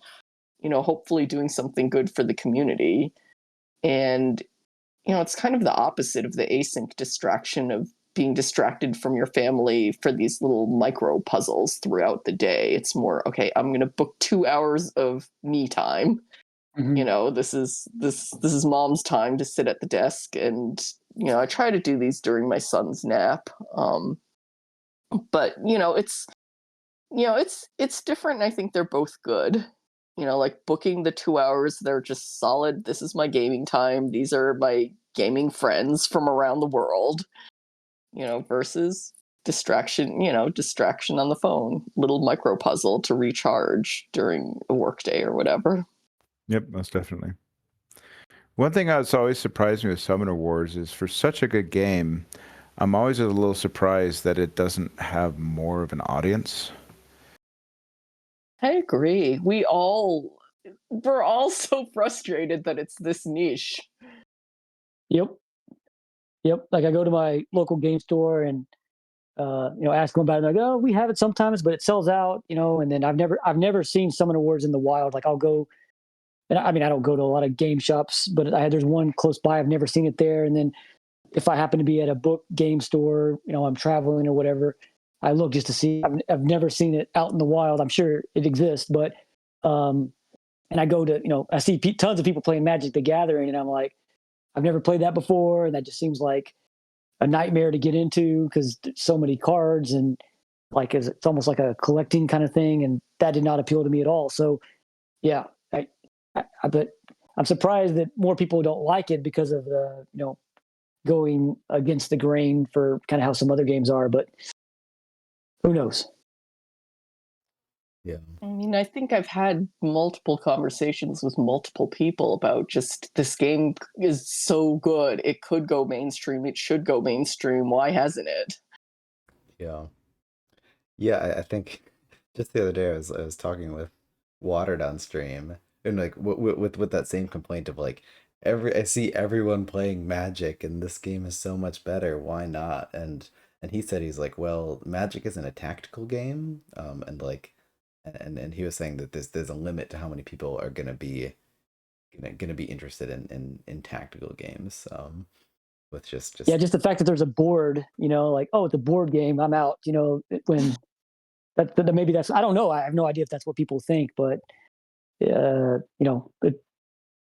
kind of like it's kind of an in between for. I mean, I'm not a big board game person, but this is my perception. It's kind of in between a lot of things, and so it doesn't fit into a oh, it's just like Magic the Gathering, or it's just like this other game. It's kind of in between a lot of things, but I think that's why it hits that perfect sweet spot for me, because I was never really a D&D player, so that I was not a big board gamer, not a big just card match game, Magic the Gathering or Pokemon or whatever it may be. So it's kind of in between all those things, and it's a little different. So works for Yeah, me. I I did. thought of it that way, but I agree 100%. Like, I feel like there were always, yeah, it's kind of an accessibility or lifestyle thing of just, I've never found a D&D group. I would actually love to find a D&D group if I had time, or just get all that investment of Magic the Gathering. And you're right, it just intersects all these things in a totally accessible way, in a very accessible way, yet you can't shoehorn it into one of them.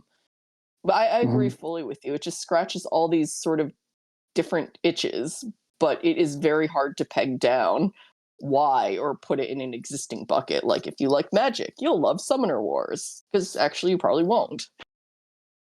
But I feel like you should. Like as someone who loves it, it's just so hard for me to imagine not loving it. Like, Jack's talked about it a little bit, about him trying to get Magic the Gathering players into Summoner Wars, and then kind of finally concluding, you know what, Magic players just want to play Magic.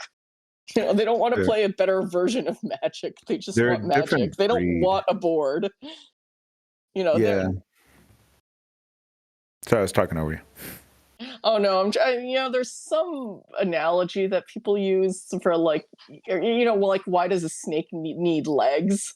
Why does Magic need a board and, like, board presence? I think there's maybe a little bit of that. Like, just for me, it's like, yes, the snake with legs is awesome. It's so much better than a regular snake. And Magic players are like, no, really, it's not. I'm like, yes, it is. But I could go on like that. What were you saying? Well, I was just saying, Magic is very much, most of the game of Magic happens before the game. It's the assembling a deck and tuning a deck and getting this collection of cards that work in this way. A lot of Magic players, they just do what their deck is supposed to do, and they're not really thinking real carefully about the tactics on a turn-by-turn basis, because they know what their deck's going to do, and they're going to build to it, and they have a pretty good idea. So most of the game is beforehand, when they're assembling their machine that's gonna dominate a match. Outside of the Commander, which is actually a different beast entirely, so I shouldn't be so broad about Magic. Wait, outside of the Commander? The Commander method of playing Magic changes. Oh, I have no idea. That's just me being unfamiliar with, Magic terminology in general. Yeah, you're losing me too, but that's okay. I mean, yeah, to me, I mean, I'm sure that would be great, but it's like going in, if I mean, I don't know, but it sounds like, with Magic, if you have this kind of deck and someone else has this other kind of deck, you're probably going to lose no matter what. And Summoner Wars has some bad matchups, but nothing that's as I'm guessing as unbalanced as maybe some things that happen in Magic from what I've read. But this is all conjecture. Well, and the game is during the game, right? You don't come, the decks are roughly tuned against each other, not so much that it's obvious who's going to win. Right. Yep. No, that's how I feel too. Honestly, what you described is how I feel about Dominion, which is yet another offspring of Magic, where I think some of the game is assessing the piles and coming up with the strategy before the game begins. And to me, I respect that aspect of Dominion, but I'm not a particular fan of it. I don't particularly find that to be the thing I enjoy about a game. But that said, I do find Dominion a lot more accessible than Magic. So, again, respect, without actually being addicted the way I'm addicted to Summoner Wars. Well, and Dominion and Summoner Wars are self-contained experiences, meaning you buy these boxes and you have these boxes to play with. Like, you don't have this infinite open set of cards that you may or may not have. Yes. Yeah, like I mean, gosh, I don't want to make it seem like a Magic bashing kind of thing, but like, if someone just got lucky with some kind of special card that's rare or something, I don't even know if that's how Magic works. So I probably sound very ignorant right now, but I mean, I've just seen people in the game shop, they're like hurrying up to buy something, a pack, and then open it up and see what's inside it. And then I've seen, guys going crazy. Oh, look what I got. And they're just like, I'm going to use this now and all that kind of stuff. And I'm like, well, I'm glad that they got happy about that, but I wouldn't like being in that experience. Like, oh, you got an advantage just because you happen to buy, 10 more decks than I did that week or whatever. I don't know if that's how it works, but If I was that just casting it different, they open up a lot of interesting deck building possibilities when they discover certain cards. And so, I mean, it just comes back to the game for that is actually half of the game is the collection. right. And I like the collecting. I mean, the collecting part of Summoner Wars, but it's way less. It's way less investment, and the base decks, the whole having the base decks aspect was actually kind of appealing to me because like I don't want to use a ton of brain drain trying to figure out the exact perfect combos and things like that. And deck building is fun, but you don't have to do that just to be able to have fun with Summoner Wars. Yeah, let me just throw out real quick a nice thing. So this is a bit of a tangent, but Christmas is coming up, and I've been trying to get other people into Summoner Wars to play with. I found that their subscription is a great thing to gift people. So I did that with my nephew, and what it means is once a quarter, a new deck arrives in the mail, and he's reminded, hey, it would be fun to play this with me. And now I don't have to think about what to get him for whatever, birthdays, graduations, whatever kid things are going on in his life. So it's kind of nice. It's like when I was a kid and someone would get you a subscription to Ranger Rick or something. So like every quarter or something, a new cool deck arrives and we can talk about it again and have fun. And I don't have to think too hard about birthday gifts. That's a great idea. Wayfarer also mentioned it as an option for people who basically take breaks from Summoner Wars periodically. Like, as long as you're subscribed, you do still have access to the digital version. So it's not a question of, like, do I pay for this month or not when I'm not going to be playing this month? And then you get the physical decks in the mail every quarter or whatever. I've thought about it too, partly because I want to support Plaid Hat Games, and just partly because, I would like to. It's hard for me because I really don't have anyone to play with at home. Like, my kids are a little young and I don't have a gaming group, and this never really clicked with my husband. But I kind of like the idea of saving up the games for when the kids are old enough. Like, I haven't really decided yet because I do like just the convenience of a digital subscription as well. But those are all good points that you've said in favor of. Just get the actual game subscription. Get a present in the mail every quarter. The cards are so tactile. I've known a couple kids who liked playing with the cards. It couldn't care less about the app. I could see that. I mean, my kid is so used to, like, I have one kid, her experience with the app is just like she's played the tutorial and she'll just happily sit and watch me take turns looking over my shoulder. Like, she just, I don't know quite get why kids like watching other people play video games, but I think there's a little bit of that appeal there. And then, like, my other kid, the 4-year-old, I just remember he got so hung up on seeing my opponent had 4 magic. And for some reason, he got super hung up on, I want that to be a 6. I don't know why. He just really, really wanted that 4 to be a 6. And I was just sitting there trying to negotiate with him. I don't want my opponent to have 6 and summon Jarmund or any other nightmare champion. So no, we're not going with 6. And, like, my 4-year-old just kind of kept hammering at me like, that should be a 6. So that's kind of my life with the app, and why right now, if I got the physical game, the cards would just end up scattered on the floor. Like, he'd claim the one with his favorite number on it. Like, if he decides that Torden's the best because it's a dinosaur and it has an 8, then I will never see that dinosaur again. It'll end up squirreled away in a corner somewhere. I've done a lot of sacrificial decks and games so when the kids are young, they're going to destroy anything you give them. But for a deck of cards for, I don't know, what, $10 or something, I have a subscription. I don't actually remember what I pay for these. It's something that you can give them and then they can destroy it on their own in their room and have them all over the place. Funny. We got some contractors to basically build some IKEA shelving in one of our closets, and the thing we found in the closet was like a random Magic the Gathering card for some previous owner. of the house, and it was just this, like, I don't know, it's just this hilarious artifact or something, like this thing they found in an art. The kids treated it like something that had been found in an archaeological dig. It's just Wow. kind of like, okay, I guess some previous owner of the house played Magic at some point in this house's existence. Funny. But yeah, my kids are at the age where someone gave my son unicorn glitter luck, and all he did was like immediately hoard the gems. Like the rules and everything else are just like scattered, but the gems are in a jar in his personal stash. And he's like a dragon sitting on his lair or something.